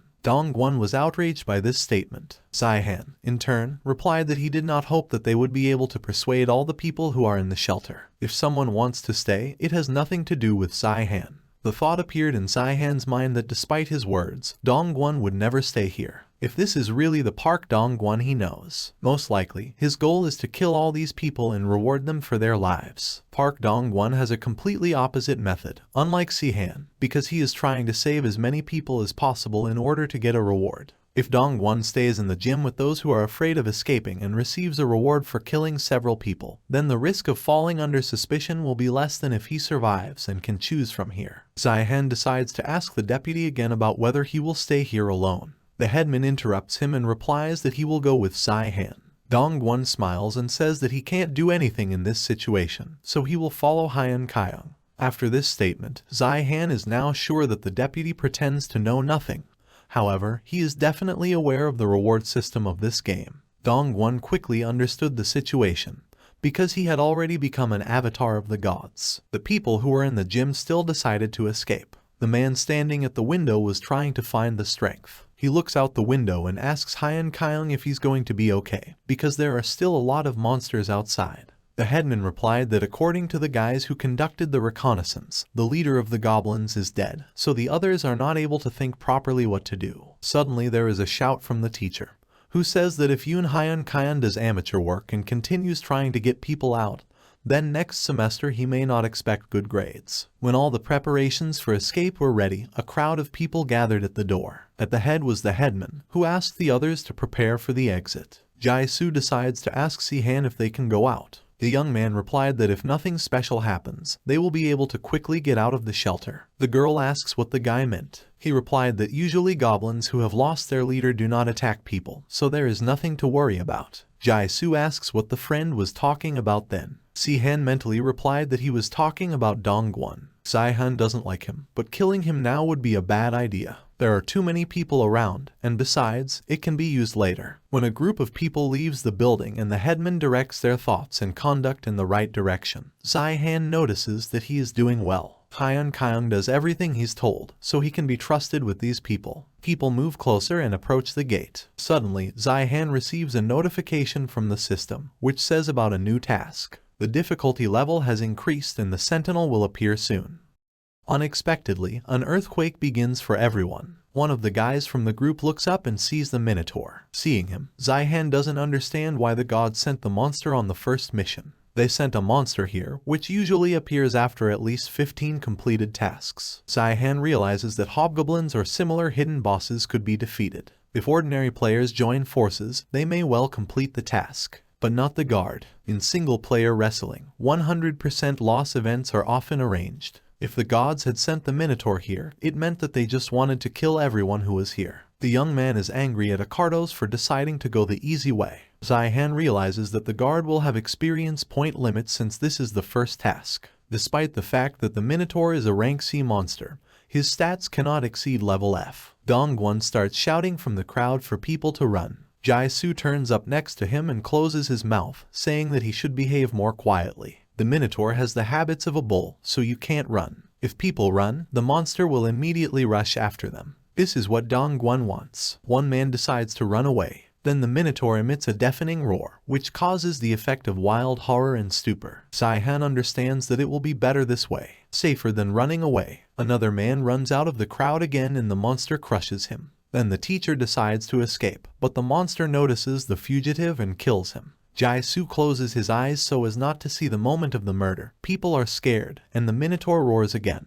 The headman assesses the situation and notices that the Minotaur is slightly more than 5 meters. He doesn't need a weapon to tear a man to pieces. Hyun Kyung doesn't understand why the difficulty level has suddenly increased. The leader also tries to remember how to escape from this monster and whether it would be safer to escape from it. Si-han decides that he needs someone who can distract the monster and volunteers. The headman gets scared when he hears these words and says that he does not have to become a bait. The young man shrugs off his words and asks if there is someone else, or the headman offers to die at the hands of the Minotaur. Hyun Kyung concludes that even in such a critical situation, there is no rush in Si-han's expression. It seems to the leader that the young man is thinking out the most effective way out of this situation. Jae-soo, who is still covering Dongwon's mouth with her hand, sees her friend going somewhere and calls him. The young man waves his hand at her, gesturing for her to be silent. Then the girl realizes that he has some kind of plan.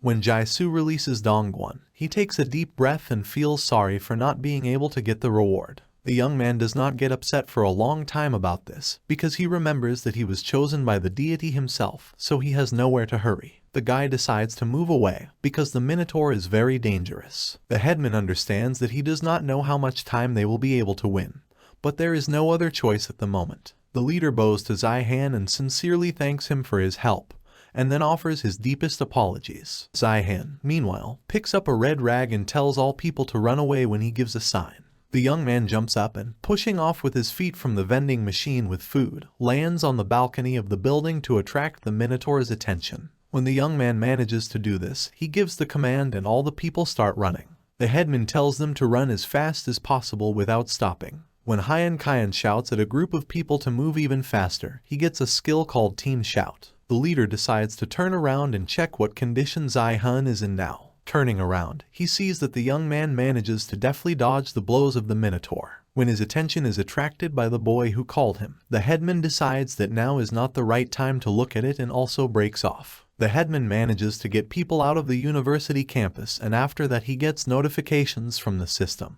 which inform him that he has completed the task and is waiting for a reward. Hyun Kyung asks the team members to check their condition and make sure that everyone is safe. When the leader is convinced that he and his people are safe, he decides to help Zihan get out of there too. The young man turns around, but notices a blue shell in front of him, through which he cannot pass. The headman assumes that this is a lock that prevents you from getting to the next level. Hyun Kyung shouts to Zihan that all the people have successfully run through the gate, and asks the young man to escape from the monster faster. Zihan is distracted by his voice, and at that moment the Minotaur hits him, thereby throwing the guy up. Then the young man lands on the ground with such force that a deep hole appears in the asphalt. A pile of stones appears around and Zihan is under him. All the people outside the gate are silent with horror. They are waiting for some action or further development of events. Traces appear on the leader's face, and he apologizes to Jin-soo for the fact that Zihan had to sacrifice his life. In his previous life, Zihan was not distinguished by a fair character. The young man admits to himself that he was a little mean-spirited person, and now he is no different. Perhaps that's why when he heard the words of gratitude from Hyun Kyung,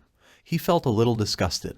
However, this is not so bad. Zihan used to be weak. There were a huge number of players who were many times stronger than the young man. But he wanted to live, and for this he had to become heartless and mean. Zihan realized that when you're the only survivor, you end up with nothing. He realized this when he came back. Now he can choose another path. The player gets out from under the rubble of stones and earth, and noticing that there are no observers nearby, he decides to strike back at the Minotaur to prove to himself that he is capable of more. Kim Si-han's status window appears and the strength indicator has stopped at 27. The young man stands in front of the bull and says that there are no observers here, so he can attack as much as he wants. Zihan used the points, and thanks to this, his physical strength level rose to 94. Zihan doesn't understand how at this level of difficulty he hasn't died yet. But now he was sure that all the Minotaur's indicators stopped at 100. An ordinary player will never be able to defeat a monster guard. In his previous life, Zihan tried to avoid meeting him, and if he did, he used all means. He didn't care about the victims of other people. The young man just wanted to survive. But this time he doesn't want to do the same.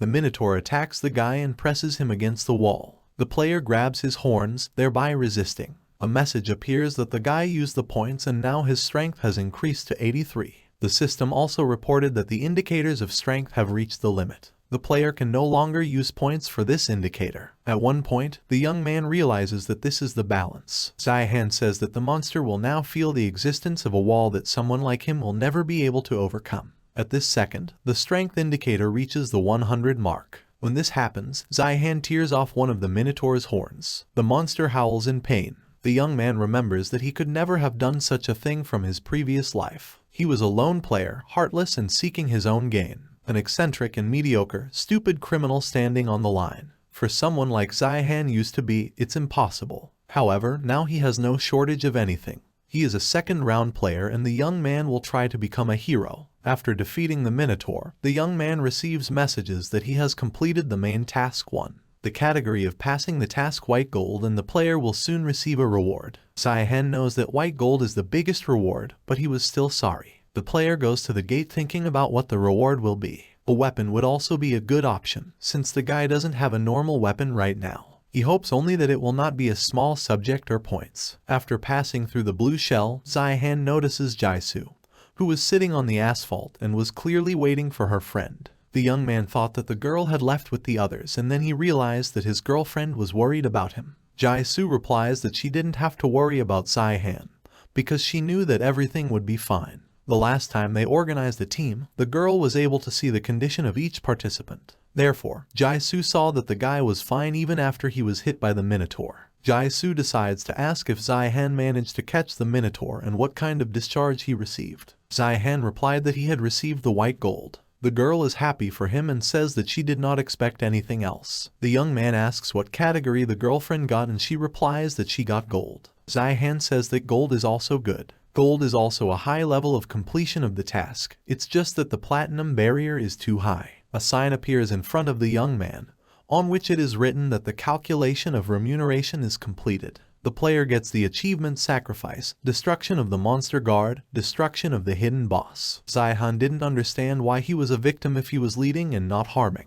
As a reward, the young man received Shape-Changing Orichalcum. He also received the skill Decisive Battle Time, which can increase the skill regeneration in 1000 points. After reviewing all the rewards, Zihan realized that he had received quite good rewards. He especially focused his attention on orichalcum. In addition, he was given 2 skills that can increase with high difficulty of mastering. Zihan assumed that this was the first time in the world that someone had completed the main task and killed a guard. In addition to all this, the ascending type has a high potential in the second part of the game. However, the young man is sorry that this skill is not of S rank, for example, chancel sewn masks. The girl asks if Zihan has checked the reward. Jaisu also asked if he had received a message about the second task. At this moment, the young man receives a notification on which all the information about their next task was written. In the second main task, players need to go to the Roman world and kill the monster boss. Players have 14 days to complete this task. After reading all the information, Zihan noticed that he had the same task in his previous life. Those players who have passed the same level together get the same tasks, so Jaisu and Dongwon most likely have the same messages, thought Zihan. The young man asked why Jaisu didn't go with the rest of the players to the Roman tower, because she could have waited for him there. The girl replied that she did not like a large number of people, but the main reason she didn't go with that group was Dongwon. Zihan asked his girlfriend why the deputy annoyed her, and the girl replied that he smelled unpleasant. The young man is surprised that the girl understood so quickly what kind of person Dongwon was. If she hadn't died so early in her previous life, she would have clearly become a famous player. Jaisu asks a friend if they will go straight to the Roman tower. Zihan replied that they would go there slowly, because they had 2 weeks left. The young man suddenly raised his head and noticed that not a single observer had appeared nearby until now. The guy was curious, so he asked the girl if she had managed to become an avatar of the gods. Jaisu replied that she was not an avatar. It became unclear to Zihan, because if someone applied, then the girl had already heard about the advantages of avatars. Jaisu replied that she didn't want to get involved with someone she didn't know. In addition, the very word avatar spoils the girl's mood. After receiving such an answer, Zihan noticed that his girlfriend had changed. She thinks too coolly. The young man is not sure that this happened due to the influence of the mask of Chancel-sewn. After all, to begin with, there are no signs of madness in the girl. Even that monster Helma couldn't completely get rid of the signs of insanity after that mask. The girl replied that it seemed pointless to her, so she still has not become an avatar. Zihan decides to ask how many requests for an avatar a friend has received. Jaisu replied that she had received about 12 applications. The young man was amazed, but he understood that the girl was worth it. But now she is a member of his team, so Zihan decided that he would help her become as good as any avatar. To begin with, the first skill that needs to be trained is a way of survival for someone who has fallen under the influence of the Chancel-sewn mask. It was a Helchen reception. Zihan couldn't master this skill in his previous life, as he didn't have a Death Star. After the battle with Helma, the young man was able to learn martial arts, but without the Death Star skill, it was impossible to master Helchen. Most of these skills can increase, so they are difficult to obtain and master. Because of this, in his previous life, Zihan was not particularly eager to get them. Jaisu is sitting on the table in the lotus position. The face of the skull appears above her in a red flame. The young man watched this process in surprise. A few hours before, the friends were moving forward. Chaos reigned on the street, debris of buildings lay everywhere, there were cracks on the houses. Zihan and Jaisu were attacked by goblins and a notification appeared in front of the young man, which said that it was time for a decisive battle. All actions are accelerated within a certain time. Zihan was successfully coping with the extermination of goblins in the area. It's time for a decisive battle, vitality, attack power, this skill increases everything. In addition, this skill can grow, so the indicators will also gradually increase. When the young man was distracted by his thoughts, Jaisu shouted to him that a goblin was attacking him from behind. The player turns around and sees a monster flying at him from above. Zihan reacts quickly and strikes at the head, thereby throwing the monster up. The moment Zihan attacked the monster, he injured his hand. After that, his hand begins to regenerate, and the young man realized that this skill, unlike the time of the decisive battle, is passive. If you combine the Death Star and the VIP brooch, then the regeneration skill restores wounds faster by 50%. Jaisu approaches a friend and asks if he's okay. Zihan replied that everything is fine with him and also asks if the girl sees the points. She replied that she could see, and thanks to the action of the brooch, she managed to accumulate a lot. When Zihan got the answer to his question, the young man decided that he needed to share his skills with the girl. The guy started looking for a suitable place for this and came across a restaurant with his eyes. The friends entered it and, sitting down at the table, Zihan asked Jaisu to turn on the status window. Skill sharing begins with a team member. The young man was lost in thought. He realized that the time of the decisive battle was not a bad skill, but for Jaisu, the regeneration skill would be the most effective right now. The player receives a message that if the connection with a team member is not particularly strong, then the ability of the transferred skill drops to 30%. Under the condition of a strong connection, the effectiveness of the skill can reach 80%. However, when transferring a skill, the punishments it contains are not transferred. The young man is angry that he was not warned in advance that only 30% of the skill can be used. Zihan suggests that with a decrease in efficiency, the punishment also disappears. Insanity. The stronger the bond between team members, the higher the effectiveness of the skill. Jaisu says that it's nice to have new abilities, but she's a little anxious because of the lack of attack skill. Zihan replies that regeneration can also be called an attack skill. After all, the survival ability is also a great way to attack. After all, others need to evade attacks, and Jaisu may not do this because she will be able to regain her strength immediately. Thus, the girl can use this time and strength to fight. In addition, regeneration not only heals wounds, but also increases endurance. Therefore, Jaisu will be difficult to overcome. It is not for nothing that it is considered a high-rank skill. Right now, this skill just speeds up the recovery process, but as the level increases, it will become more and more effective. After listening to her friend's explanation, Jaisu was convinced that this skill was really not bad. Zihan remembers about the task and says that they have a lot of time to complete it. Therefore, Zihan would like to master a new skill before starting to perform.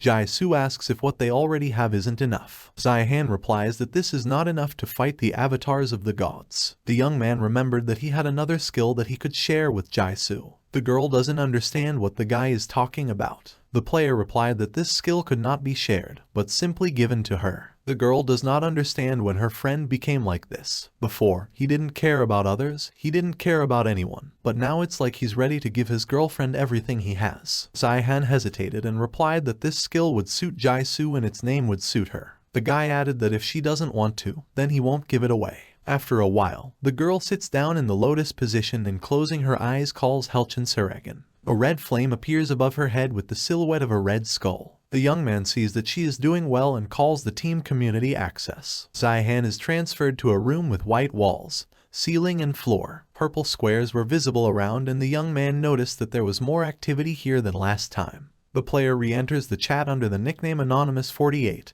and sees messages that the user under the name Honest Life wants to kill all the players. After seeing the messages from this user, Zihan immediately realized that it was the god Park Dong-gwon. The young man noticed that, judging by the number of complaints, Park Dong-gwon was a little subdued because of Yoon Hyun Kyon. After reading a few more messages, the player realized that the correspondence in this chat is empty chatter. One of the gods wrote that his avatar is capable, but stupid. Thanks to the skills of God, he robs banks. Zihan decided to enter into a dialogue and asked why he was robbing them, because money doesn't make much sense for players right now. God replied that he didn't know why the avatar was doing this, but it was fun for him to watch the player. Then Zihan decides to ask if he can watch it too. God is not against this and invites the young man to his observer. Zihan is surprised that there are even such functions here. A mask with the number 48 appears on his face and the system informs that the appearance of anonymous users will be hidden. The guy approaches the girl god, who was standing at the big screen and watching the avatar. Anonymous comes closer, and God points his finger at his player. The young man sees a girl sitting under the rubble, who was shaking with fear. The girl notices the shoes of the approaching man and covers her mouth with her hand. The policeman bends down to the girl and asks if she is all right, because it is dangerous to be here. The girl starts screaming, and Zihan notices something that will help destroy the monster from the Roman tower, namely the key card. Friends are walking down the street and Jaisu notices that the Roman tower is in the other direction. Zihan replied that he wanted to go to a place before they went to the tower. To complete the second task, you definitely need something. Zihan looks up and sees that there were few observers on their way. This is because there are few players who have lived up to this level. Jaisu looked around and said that the street looks terrible. She assumed it was the work of monsters. Zihan replied that some of it, and the rest is the work of people. The young man added that goblins do not need to touch such objects of civilization. Jaisu came to the conclusion that the laws here no longer make sense, and there are no policemen or rescuers nearby. Everything that has happened around is a manifestation of human weaknesses. Jaisu noticed that not everything was destroyed yet, and pointed to the TV, which was showing the news live. Sai-han replied that the gods or the guys running this system would never leave those in power alone. The girl was distracted by the phone and noticed a goblin flying at her from behind. Sai-han loudly informed her about it, and Jaisu just stretched out her hand with a weapon and killed the monster in one movement. She checked the blade of the dagger and noticed that it was blunted, so she needed to purchase a new weapon. However, Sai-han noticed that even with such a weapon, she managed to kill the monster with one blow. Jaisu replied that she was able to do this because humanoid creatures have additional damage. Sai-han realized that she was saying the right things. If he has 30% additional damage, then Jaisu has 100%. The girl is strong, even though she has passed only one stage. The young man says that they need to find someone, and then they will immediately go in search of weapons. Approaching the bank, the guy says that they are in place. The girl does not understand why they came here. Does her friend really need to withdraw money? Sai-han replied that there was no use in money now. To be more precise, you can't buy anything with them. Then Jaisu doesn't understand why they needed to go to the bank. The young man explained that there is a person inside who is needed in the second stage. Friends walk into the building and see a policeman trying to stop masked people. There was a woman in the office who was very scared. The policeman ordered her to run away from here, and she began to worry about what would happen to the man. He tells her that he will detain the bandits and he will be fine. The policeman runs up to the masked man and knocks the knife out of his hand. The criminal did not expect that there would be someone in the bank. The policeman strikes the jaw and deals with the rest of the bandits. Jaisu looks out from behind the door and says this man looks cool. The girl asked if Sai-han was looking for him. The young man responds positively, and the girl says that the robbers are also players, but he defeated them all. Jaisu wonders if that man has some kind of object that helped him deal with criminals. Sai-han does not deny this theory, but he thinks there is another reason. In fact, the young man knew that the man was an avatar of God. The policeman notices the presence of strangers and says that it is dangerous to be here now. He advises them to go to a safer place, because now a lot of robbers come to the bank. The player replies that he did not come for a banking issue. The young man wonders if the bank can work normally in such a situation. Then the policeman assumed that the players had come here to hide. Si-han again denies the man's theory and says that they came for him. For Lee Mina, the man is shocked after hearing what he heard, but tries to keep himself in hand and says that he does not know such a person,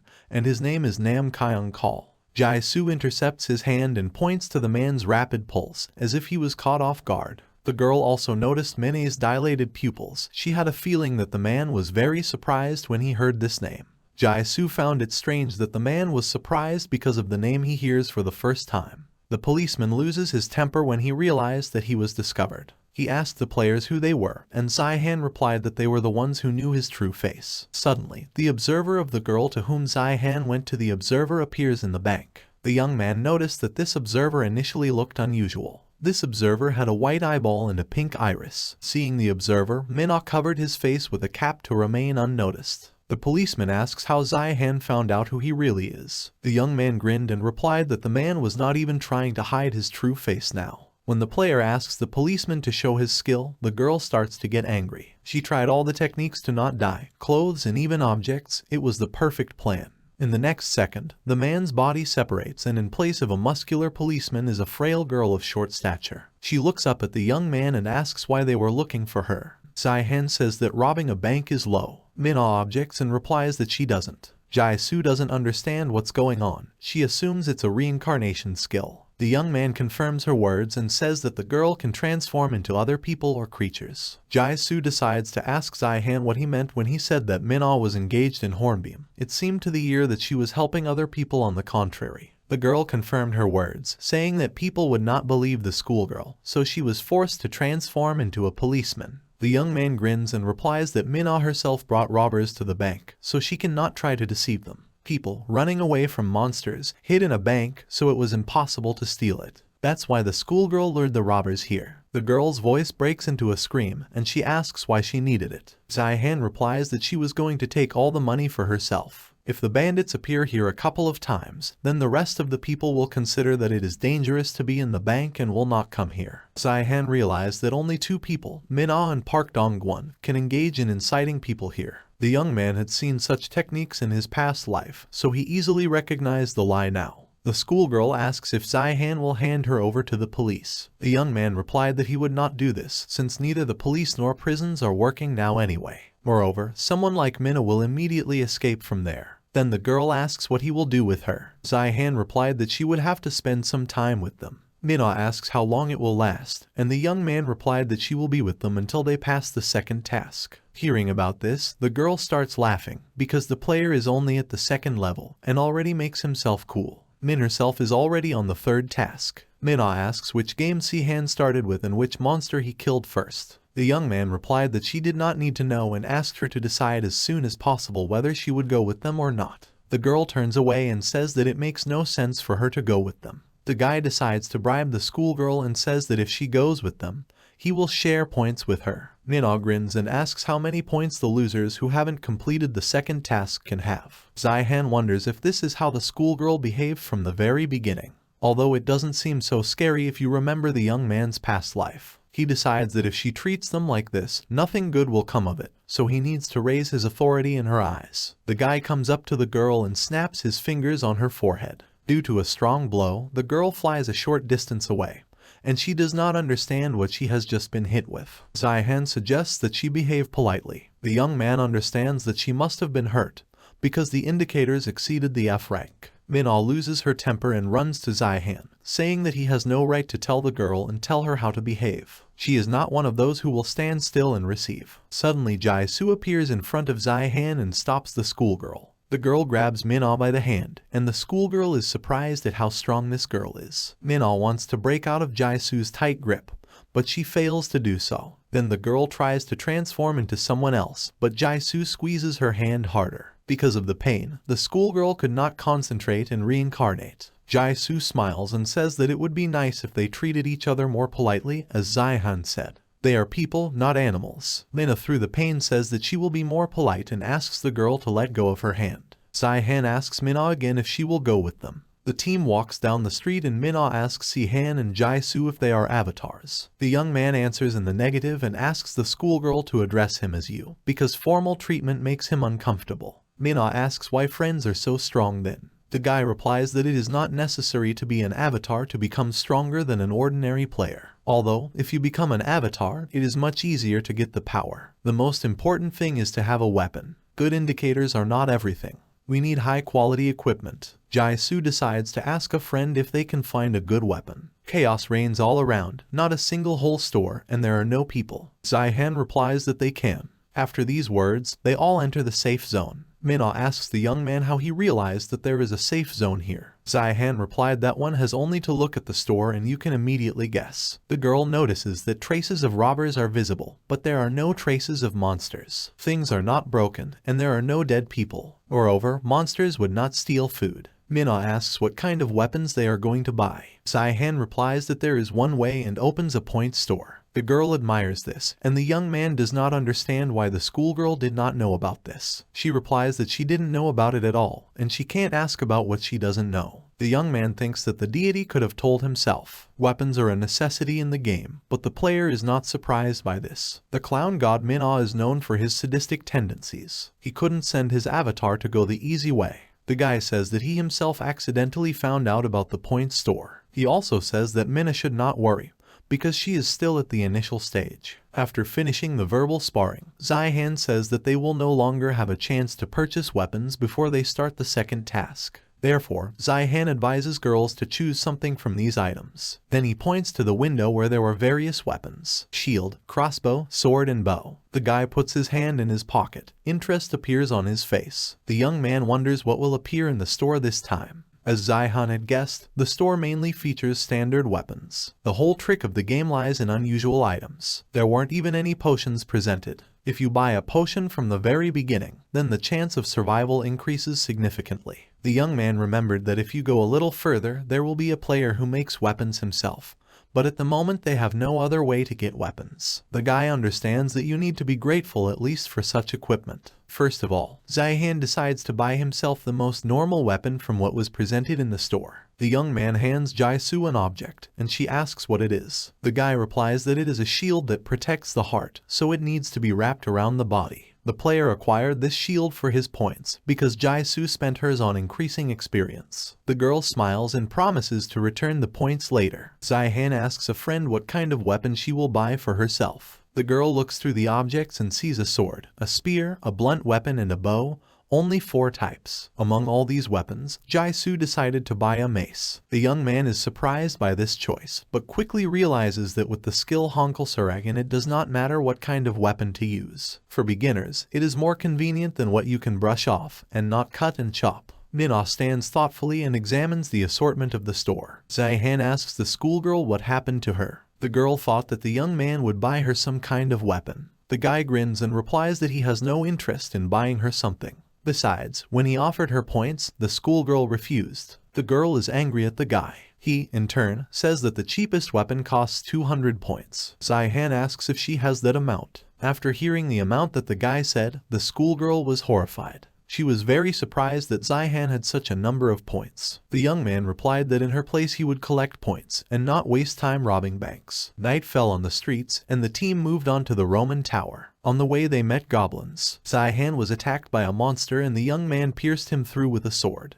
Once the player has purchased a weapon, he decided to try out a platinum level reward at the same time. Zihan realized that now was the time to use the shape-shifting orichalcum. This is a universal item that can be used in metal or liquid form, depending on the wishes of the owner. Orichalcum coating can be applied to the desired equipment. When the coating is released, it returns to its original shape. It is metal and liquid at the same time. There is also a function of going back. Zihan brings the stone to the sword and a notification appears from the system stating that the application of orichalcum to the short sword is completed. The sword lights up with a yellow light, and it becomes sharper than it was before. This is even higher than his expectations. Zihan understands that the sword can be useful. Jaisu suddenly attracts the attention of his friend and informs him that they have arrived at the Roman Tower. The girl said that the tower looks better than she thought. Minna said that this was normal, because the world had just begun to change, and she seemed to have adapted to everything. Zihan asks the schoolgirl how she is going to survive if she does not adapt well to what is happening. The girl suddenly decided to ask what friends had a task. The young man replied that they needed to kill the monster boss. Hearing this, the schoolgirl was extremely surprised that such tasks still exist. Zihan decided to ask what task she had at the second level and Minna replied that she had survival. Then the young man understood why her level ended so quickly. After all, they must kill or die at the hands of other players until their number reaches the set. The young man realized that compared to them, their escape was a very peaceful level. Although, if not for Zihan, then all the players would have died at the hands of a guard or hobgoblins. When the team moves closer to the tower, the young man stopped the girls, warning that someone is there. The young man ordered them to hide behind the stones. 2 guys were walking near the entrance to the building. Jaisu thought they were just standing guard, and Zihan assumed they were guarding the borders. The girl did not understand why these men were guarding the borders, because there were no monsters nearby. The guy replied that they were guarding the border not because of monsters, but because of people, outsiders like them. Zihan thought that if this level involves competition among players, like survival, then it becomes clear to him why these guys are standing there. Zihan tells Minna that we now means him and Jaisu. The schoolgirl is not included in this number. After these words, the guy asks if she understood what the player is leading to. The girl turns sharply to the guy and asks what he meant. Minna realized that Zihan was leading her to change her appearance and go to those guys and find out some information from them. The young man smiles and says that this will be the fastest and most effective way in this situation. Only Zihan has to figure out the situation himself. Friends stand over the girl and ask if she will go to those men. Minna realized that she has no choice now and agrees. She moves imperceptibly to the stones that were closer to the entrance and hides behind them. The girl notices that men don't move very fast, so there shouldn't be any problems. If only Minna manages to catch the moment when one of them will not see the other. The next second, the schoolgirl hits one of the men on the back of the neck, and he loses consciousness. She hides a man behind rocks and takes on his appearance. The man notices that there is no partner and he turns around to check on him. The guard begins to get angry that his partner is not leaving for the first time during the shift. The man says that if he does not come out now, he will report upstairs. Minna approaches his partner and tells him there's nothing to worry about. He just needed to step away for a couple of seconds and need. The guard tells Minna that there will be a changing of the guard soon and they need to go. Zihan thinks about the strange behavior of the schoolgirl and begins to worry about whether she will be alright. The girl climbs the stairs to catch up with her partner.